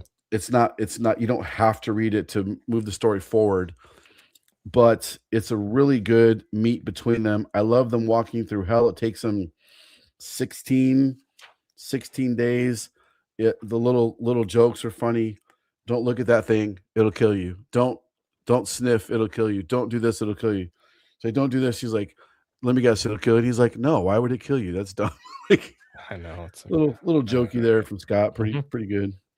I love Alfred trying to feed Killer Croc. It's pretty good. That was funny. Him having a little interlude with his dad. Them fighting the Minotaur. Bruce being just human, like, and Diana being anything but human, like a goddess who was raised in hell that uses magic. There's no way they should work together, but it works really well. So anyway, Absolute Batman, you got to get it, guys. If you can find the Hell Destroyer comic one, go for it. That, in my opinion, is the best Absolute cover I've ever seen. So Agreed. congrats to those guys for getting that. Or you can get another really solid cover from Comics Elite and 616, Tyler Kirkham variant, which is pretty cool. Tyler. Okay, and you had, what was yours again, sir? Infernal Hulk. Oh boy. Okay, number 3. Yes, let's do that, sir. There's a lot to unpack. I'll jump in because that's my number 2. Oh, okay, high up. That's my number 2. Yeah. So we get Bruce and kind of his side of what's going on with Infernal Hulk. We've had Hulk finally. Yeah, and Betty, and kind of how they're living their lives in Muncie, Indiana. Shout out Muncie, Indiana. Which I'm like, cool. It's like 30 minutes north of us, right? Oh, it's like an hour north, I think. It's like 30, 45 minutes, kind of northeast from us a little bit. And so shout out to Muncie, Indiana, but it is in the middle of nowhere. It is a very, very small town, kind of more in industrial area. But yeah, we get Bruce and Betty. They're trying to just kind of live their lives as best they can in this fake thing where they're kind of trying to help out this company, and they're kind of coming in doing some contract work, but there is something that's kind of eking over still from when they were down below with everything with Hulk and then being saved, and specifically with Betty trying to cope with everything. She's barely holding it together, man. Yeah, when we get a page turn in here, it was I literally said, "Oh shit." Same. Like I think I said, "Oh my god." Yeah, it took. I was like, "Whoa!" I can't believe they let them put that in there. Yeah, I was like, "Hats off to them." So this feels like it's reverberating throughout everywhere. Like it's not just Hulk going after military installations and everything. And although that kind of plays a part in their story as well, it's like no matter what he does, he cannot get away from Hulk affecting him in some way, even though he is not turning into the Hulk at this point. You have other characters showing up, even trying to tell him, like, ask him for help and being like, what the hell is going on? Like, and he's trying to be like, look, I'm just living my life. Like, leave me alone. Yeah. Sort of thing. And they're like, you're not going to help. You're just going to sit by and just be a little wuss. He tells them both basically, like, fuck off. Like, it's not my fault. You can screw off. Yeah. Even you being here is not cool. Yep. And good for him. Real quick. That was great, Trish. I love it. Back in Feral, because Lucky is only in charge because of Moosh. 100%. Without Moosh, Lucky ain't shit. And Lucky's like, Moosh, and Moosh is just like, nope, I'm out of here. Like, he just nopes right out. That was great. Laryl, what's up, brother? How you doing? Yeah, there's so much happens in this one episode. Like, so Hulk is well established. Got it. And we've said this in our last 2 reviews. We're like, okay, but this isn't really Hulk. It's the eldest that took over his body. Yeah. So where's Hulk and where's Bruce? And we got that brief little stint of Bruce, with his little name tag on that said David Banner on it. Mm-hmm. Throwback, of course, to the 70s TV show. And okay, now we know where Bruce is, and now we see where Betty is. And like you said, she's not having a good time. Nope, she's seeing some visions and she's going crazy, but she's not letting Bruce know exactly what's going on. Like he can he's kind of picking up on some weird things, but she's kind of like, "No, I'm fine. Everything's okay. I just need to settle down." And then it's like he She's wakes up in the middle of the night, and I she's don't know how I would personally react in that situation, yeah, but it wouldn't be yeah. good. She's fine until she's not fine. Yep, And and she's then not fine. she's really not fine. Yeah, Like, talk to your significant other, people. Don't wait till it gets to please. that point. Yeah, It's bad. And then yeah, and then I love, like you said, Iron Man and Tony show up, they have a little talk. And that moment where they're like talking, like, you've transformed into a coward, yeah, and then you kind of see that thing that comes. I was like, is that real or is that symbolic? yeah. I Like, know. what is that? Like, I don't know. Nobody knows right now. But yeah, it's and then the Not last good. page, that last page, like, oh man. Uh, And of course, they've been teasing this next issue of Hulk everywhere with all the different Hulks, the different yes. arms, Mr. Fix-It and Green Hulk and all the Hulks like pulling on him. Yeah, World Like, War Hulk and this is probably, I can't think of a better Marvel title right now than Infernal Hulk. it's definitely yeah.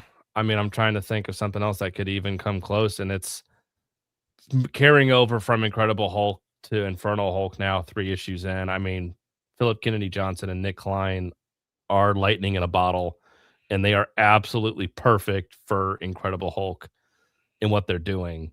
Yeah. So, I don't know, they need to ride this train for as long as it'll take them. Like, these 2 together are perfect. Yeah. No, I agree. Yeah, It's so good. it is. It's the best title out there right now. Yeah. What is it about this Crane cover that looks weird to me? The face is weird on Hulk. It looks like he has 2 eyes, It does 2 well eyeballs. oh, It's a little yeah. bright up there. Oh, yeah, it looks like it's like he's got 4 eyes. Yeah, you're right. Yeah, that little light reflection, bad choice for a light dot. Oh, that does look like another eyeball. It does, doesn't it? Yeah. I And mean, then, you're a like, big Hulk guy. Hulk's like you Hulk's got my like that's my 17 jam, bro. statues. Yeah. That's my jam. I'm looking right now at 1, 2, 3 Hulk statues. Right there and over there.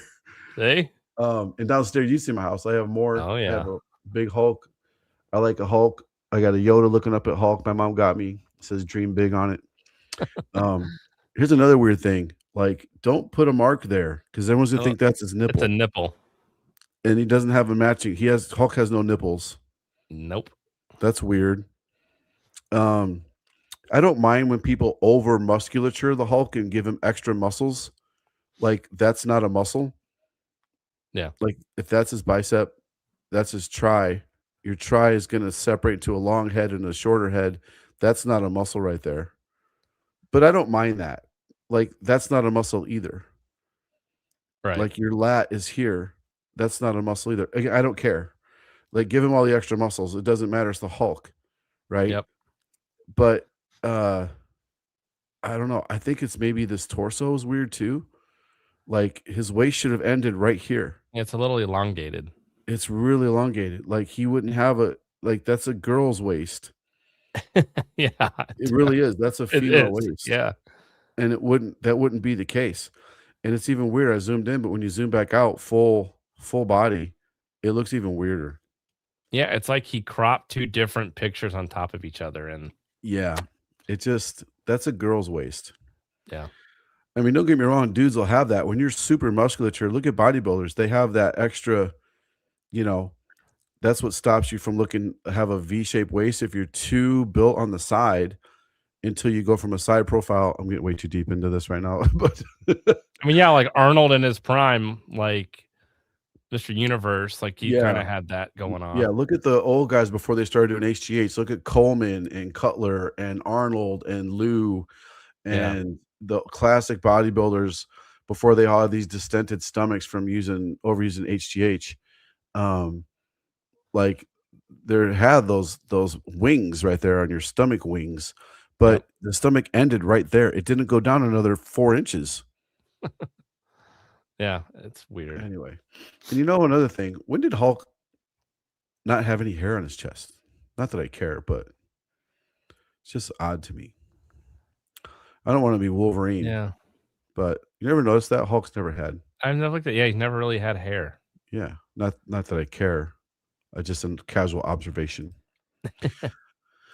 Anyway, yeah, so Hulk, your number, Number 4. 4, my number 2. Okay. Okay, number 3. What do you got, sir? Farrell. Oh, okay.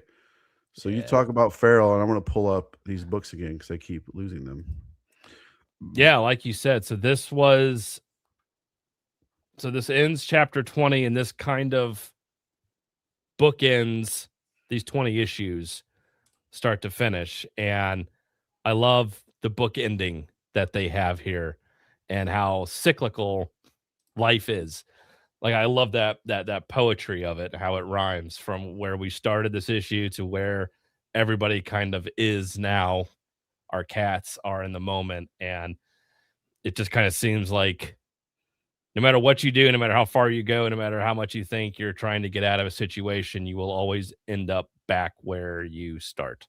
And that's that horror movie, zombie movie trope of like when you think you're trying to get out of this situation, it's like, well, you're going to end up exactly right back where you started. And is it worth all of the effort that you put in thinking you're somehow going to find a way out of it and we're going to get out and we're going to be great and we're going to change and we're going to do that? It's like evolve, become better. It's like, nope, you're going to end up right back where you started. So Yeah. I love all of that aspect in this. And this was such a fun read. It was exciting. It was a page turner. I could not put this book down. I haven't been able to put it down. Everyone needs to be reading this. This is such a fun thing. Again, as somebody who hates cats with a passion, couldn't give two fucks about cats, I have such a fun time reading this, and I'm so invested in them, mainly because I want to see them all die. But and some of these they are written to where you want to see them die, and so and I'm like, how are they going to get it, and what's going to happen, and W I mean, yeah, well, like Trish just said, end of the 4th arc. yeah, So, I mean, they're right back where I mean, spoiler alert, but yeah, they're right back where they started pretty much. And they even say that in the story, like, after everything, like, and the narration's great too. Good job to, Tony for yeah, the way he wrote that. It's fantastic. But, man, I cannot wait to see what they're like. What are they gonna do? They already had this crazy shit. You know what's another cool thing? After this issue, everything changes. Like, that's for real. How many times have we heard nothing's gonna be the same again until it's not, you know? Oh, yeah, that's right. yeah, yep, All the way to 20 issues and they're right back, pretty much. But much change though. They may be physically there, but mentally, oh yeah, as they've seen a some shit. nerd, I mean, how much, we're this only thing that changes us is what? The people we meet, the experiences we have, and the books we read, right? Yep, 100%. They're completely different cats than they were I wanna know what happened to Moosh. Moosh is my favorite. I love I Moosh. Just a know. big dumb dog, loyal as shit, just stupid as shit. I love Moosh. He's my Me favorite too. Canadian dog, But probably. yeah, but no, I what I appreciate a lot in this is that it could be an easy crutch to fall back on the human aspect in the side of this, like, oh, what are the humans responding to this as? Like we see it from the cat level, the cat perspective, them talking back and forth and this, that, and the other. But like we've only gotten a few instances of humans responding to this rabies outbreak, basically. And I it was just enough in this issue to where like how would we respond going into a PetSmart where all this has been going on? You would be like, what the fuck is going on in here? Like, what are these cats?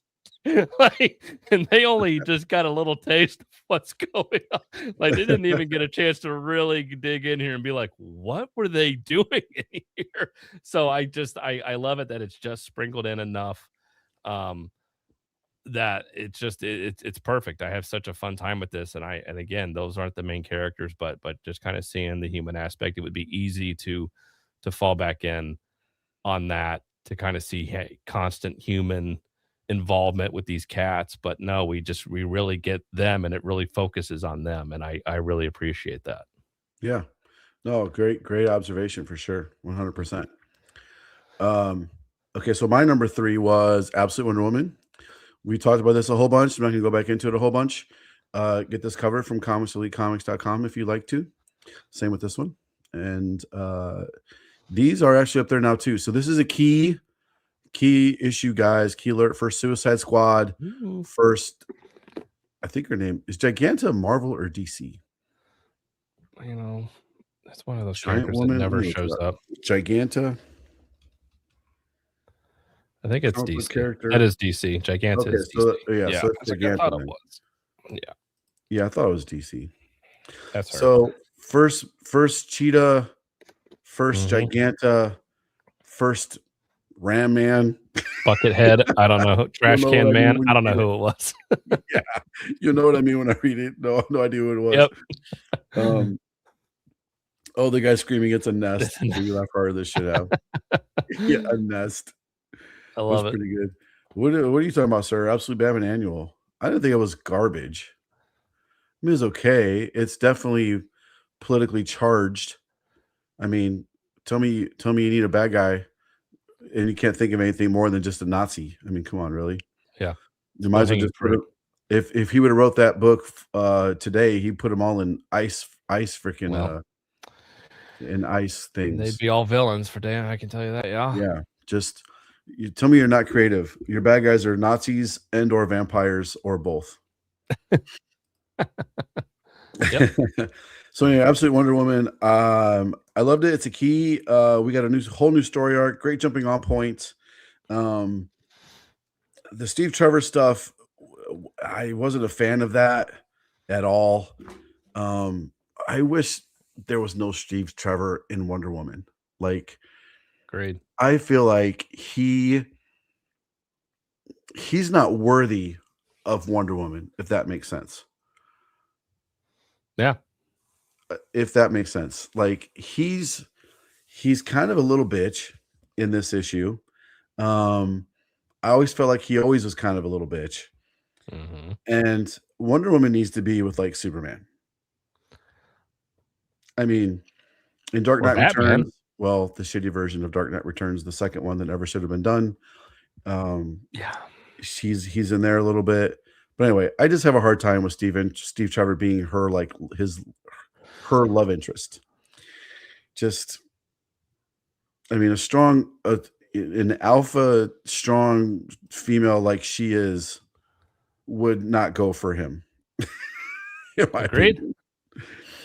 Anyway, that's my number 3 of the week. It's a key issue. You got to pick it up. You got to pick it up. You got to pick it up. Go pick it up before it turns into an $80 book by the end of the week, which all these for some reason tend to do.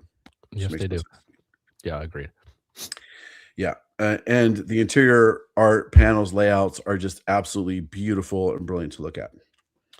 Okay. Number 2, sir. What's your number 2? G.I. Joe. Oh, I saw that coming. So she said. So my number 2 is Hulk. We already raved about Hulk. I'm not going to get back into it again. That's my number 2. Okay. Your number 2, G.I. Joe. Sir, tell me about this issue and why you liked it so much. Yeah, so like you said, this is coming off from the Dreadnought War, and we get a introduction to a new Joe, and I don't know, this just got back to basic fun G.I. Joe, and coming down from that high, I mean, it was such a colossal event, and it's like, okay, we need a breather. We just need a little condensed kind of fun story of Cobra basically trying to recruit one of the Joes secretly, and this guy being like, I know who you assholes are. And I love those twins trying to come after him. And The twins were fun. Yeah, they were fun, and they, trying to blow smoke up his ass, and he was like, "Yeah, I'm not buying this shit." Like, I know who you guys are, and, Yeah. yeah, and like you said, him getting that friggin' Gatling gun that and the both of them were like, "The thing weighs like a ton. How is he Oh, they even did say holding that. That's right. They did say that. That gun is so heavy. It's mounted on, like Yeah, I said, it's mounted on the sides of helicopters, yeah, like and he's just in the middle of the street jets. just unloading on these guys. The bottom of a jet wing opens up and that gun rolls out of it, and that's what they use to s do strafing fire to suppress. Yeah. Oh my god, it's nuts. I love it. And so yeah, I like that. And then like you said, the end here we get more of Cobra, their side of it. You get Cobra Commander with Destro and like because we left the last issue of Destro kind of trying to supersede Cobra Commander, being like, I'm actually the one in charge here.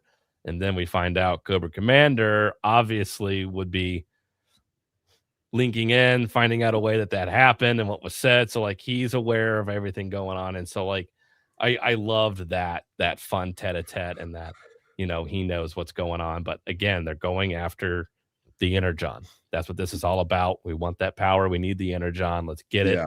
Yeah. And it's just fun. I just had this was just comfort food. I just needed it. I like how that's Cobra's sole focus is like, we have to get the Energon. Nothing else matters. Yeah. And of course, if there's infighting, it would be amongst the bad guys. Themselves. Yeah, it's like Yeah, you're fighting betraying you're each fighting other. themselves. Yeah. It's almost like Star Wars, just kind of, old school Star Wars, when the Sith are actually can't trust, they need an apprentice, but they're secretly betraying each other all the time, Right. It's like infighting a and shit. snake eating its own tail. Yes, imagine that. Cobra. I love Yeah. it. I love it. Yep. Okay, I have a feeling what your number 1 might be, sir. I think I might I'm shocked if this is your number 1 because Well, if it's what I think it is, you very well may be shocked. Let me see if I can find it here. I have so much trouble with the alphabet. It seems like today. what distillery book is your number 1? With distillery book. Well, yeah, it's clearly gonna be Conan. Yes. It's Conan. Um, there it is. There she is. There she blows. Okay, so I've been living Conan vicariously through you Yep. and you telling me what's happening in it. This issue was written so well. It's not a light read. No. So these are not light reads. This isn't a Harley and Ivy, some campy bullshit that you can just fly through by looking at the pictures. Right. This cover is great, by the way. I didn't even see this one. I would have got that if I would have saw it. How did I miss that? I love That's it. great. So I picking this up and reading it, I could not put it down. I was solely focused on nothing but this book. I could follow the actual like kind of complex political scope they were talking about.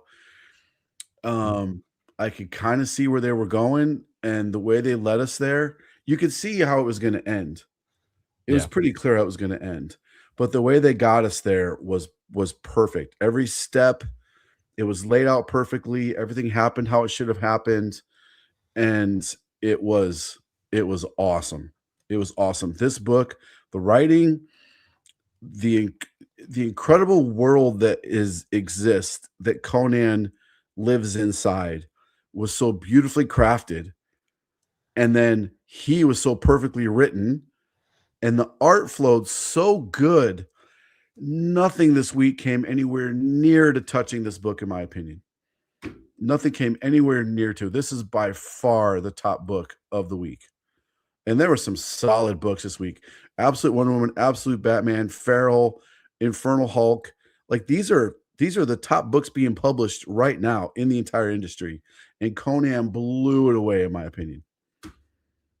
Agreed. So that's my this is gonna be one of the first books I read every week when it comes out. Good. And this is the end of an arc, right? I picked it up. I It is. started reading this thing like part 3 of. It felt like part 3 of like 12. It's so complex. It is. Jim's it up. was- Like, God, I mean, just this first panel. I spent a long time just like studying this. So my arm's busted, so I can. Look at those horses. The horses, the dirt, the dead bodies on the ground that look like they've been there for a month. There's a chick riding a horse in the middle of this too. Yeah. The horses look pissed. I mean, this is just. I mean, that's Conan. They feel like they're running off the page. They're gonna just trample over you any second. Yeah. It's just so good, and the way they tell the story, they create the depth with this. Like he's fighting in the, like the fury of a madman. All through the pages, it doesn't stop. Anyway, go for it, brother. You talk about how great it is now.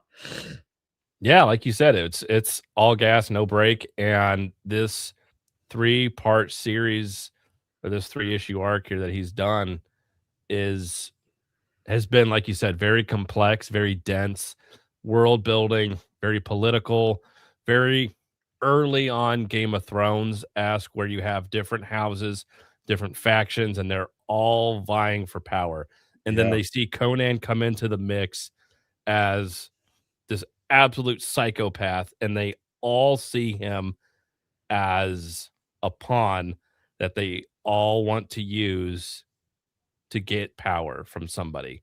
And so the king that has been on this throne has gone insane, tried to, imprison Conan and then banish him. He has to escape. And now he has reason to go after this king. And so then the 4 houses are basically like, hey, help me out. And then I can, I'll do you a solid sort of thing. And they're all being like, I don't know, we all need to work together. So then it's Conan trying to get all the houses together to go after the king and everything that goes along with that bullshit. And him just being like, I just want to fuck shit up. Like he's basically like, Pretty much. I just want to get in there and kill people and get after this guy because he tried to get me to lock up and then he tried to kill me. So you know what? I have stakes against him. And then I love that aspect of it. This issue, I mean, it does not stop. It is him just, I want revenge on this guy and I need to go about doing it. And who can I get on my side that's going to see me achieve that goal? And all the machinations that go along with it. And everyone assuming Conan is stupid and they just see him as just a weapon and they don't realize he is slowly amassing a lot of popularity because they're seeing him fight these battles and everybody stops and is like, who is this psychopath? And they're all just like, oh my God, he's what a madman. And there's little moments where they're like, hey, you should be resting. And he's like, no, I can work like the rest of them. Yeah. And it's these kings being like, and they're just all stupid and they're all like, nope. I've had leaders in the military that don't understand that concept, Yeah. They think with the stars and the bars or whatever, they don't have to do any work anymore. And this is a perfect cover for the issue, really. Like it literally is. Yeah, it's so good. I'm blown away by how good Conan is. Like you've been telling me forever how good it is, and I got to tell you, man, you were 100% correct because it was such a pleasure reading that issue. Like, you picked a good time to jump on for sure. It is, and again, there have been a few issues here and there that weren't the best, but by and large, Jens knows Robert E. Howard. He understands Conan, gets the lore, gets everything around it, and has respect for everything that came before him, and him just, showing reverence by putting out one of the best books out right now, if not the Yeah. best book out right now, and it's hard to argue against it. Yeah. No, 100%, bro. And no Oh. one's talking about it. The only problem I have, and I will say this forever, Titan, quit putting three fucking staples in your damn books. There's 3 staples in this book. You don't need three. it. It screws up. It fucks up every book. It does. Stop. I mean, this one I have is a little cardstocky, so it's a little better. Not as better, but it doesn't hurt as bad. But like on the thinner covers, you're not getting 9/8 out of that. Yeah, you can see the warps in there. The warps, every cover. Every time. Like that. Every time. Stop. 2 staples, top, bottom. You don't need that middle staple. Okay, so quick recap. Let's go through our top 10. So number 1, Conan. Nice. Number 2, I have Absolute Wonder Woman. Oh. Where's my number 2? Oh, I think you had. I forgot what you had. G.I. Joe. Oh, yeah, G.I. Joe. Watch it, Wonder Woman. Number 3, Infernal Hulk Smash. What did I have? I have Infernal Hulk. Nice. Same. Right? Yeah, I think so. I mean, mine are so interchangeable, the top few. I had Absolute Batman for 4. Farrell. You had Farrell. I had Farrell for 5. Punisher. Yep, Punisher. I had Punisher for 6. Then 6, I had Survive. Survive, there you go. And then I had 7, I had Capes. Loving this series. And then 8, I had Detective because of this cover bumped it into my tops. So yeah, good. Man, I read so many books this week.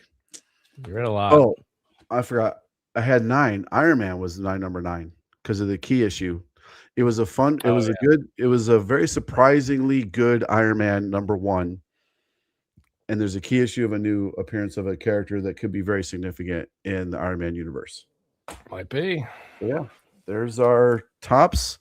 If you want to see all the rest of them, why is Farrell so good?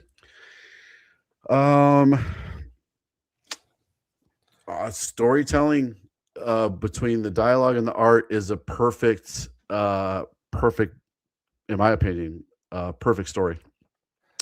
That's what I would say. You're taking animals, putting them in these insane situations where they're having very human emotions, but they're still very much cats. But it works perfectly. It's so good, Adam. You can get the trade paperback for issue 1 for like 10 for issue 1 through 5 of Farrell. Probably for $10. Yeah, exactly. Read it trade paperback. I couldn't agree more. Yeah, you can pick it up for probably $10-15, worth every penny, and you're going to be hooked. I didn't start reading this until what issue is it on right now? This 20. I think I picked it up around 13 or 14. So I came to it late. I did read the first 2 series that the team did together, which was Stray Dogs. Fantastic. Yeah. What was it called again? I just brain farted it. Stray Dogs. Stray Dogs. Man, I cried like a baby. I did. Yeah, Adam, if you're a dog fan, go read Stray Dogs. I'm a dog fan, so read Stray Dogs. Yeah, 100%. I had shoulder surgery, guys, so I'm a little part bionic. I'm gimpy over here. Yeah. Hey, 3 hours, man. Appreciate you sticking around for 3 hours talking into the chat, Trish. Thanks for hanging out for so long. Appreciate that. And guys, we will buy what you like, collect what you want, listen to the haters, and we're going to give away all of Kyle's books.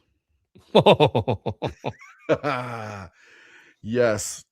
Wow. So these are tricky. You got to go back and like this video And then you got to comment your like number. Even you guys have been commenting the whole show. Comment your like number, or else we won't be able to give them away. Dang, you're getting a You guys are lot of gonna good yell at me. books. You're going to yell at me about shipping out the books we already gave away.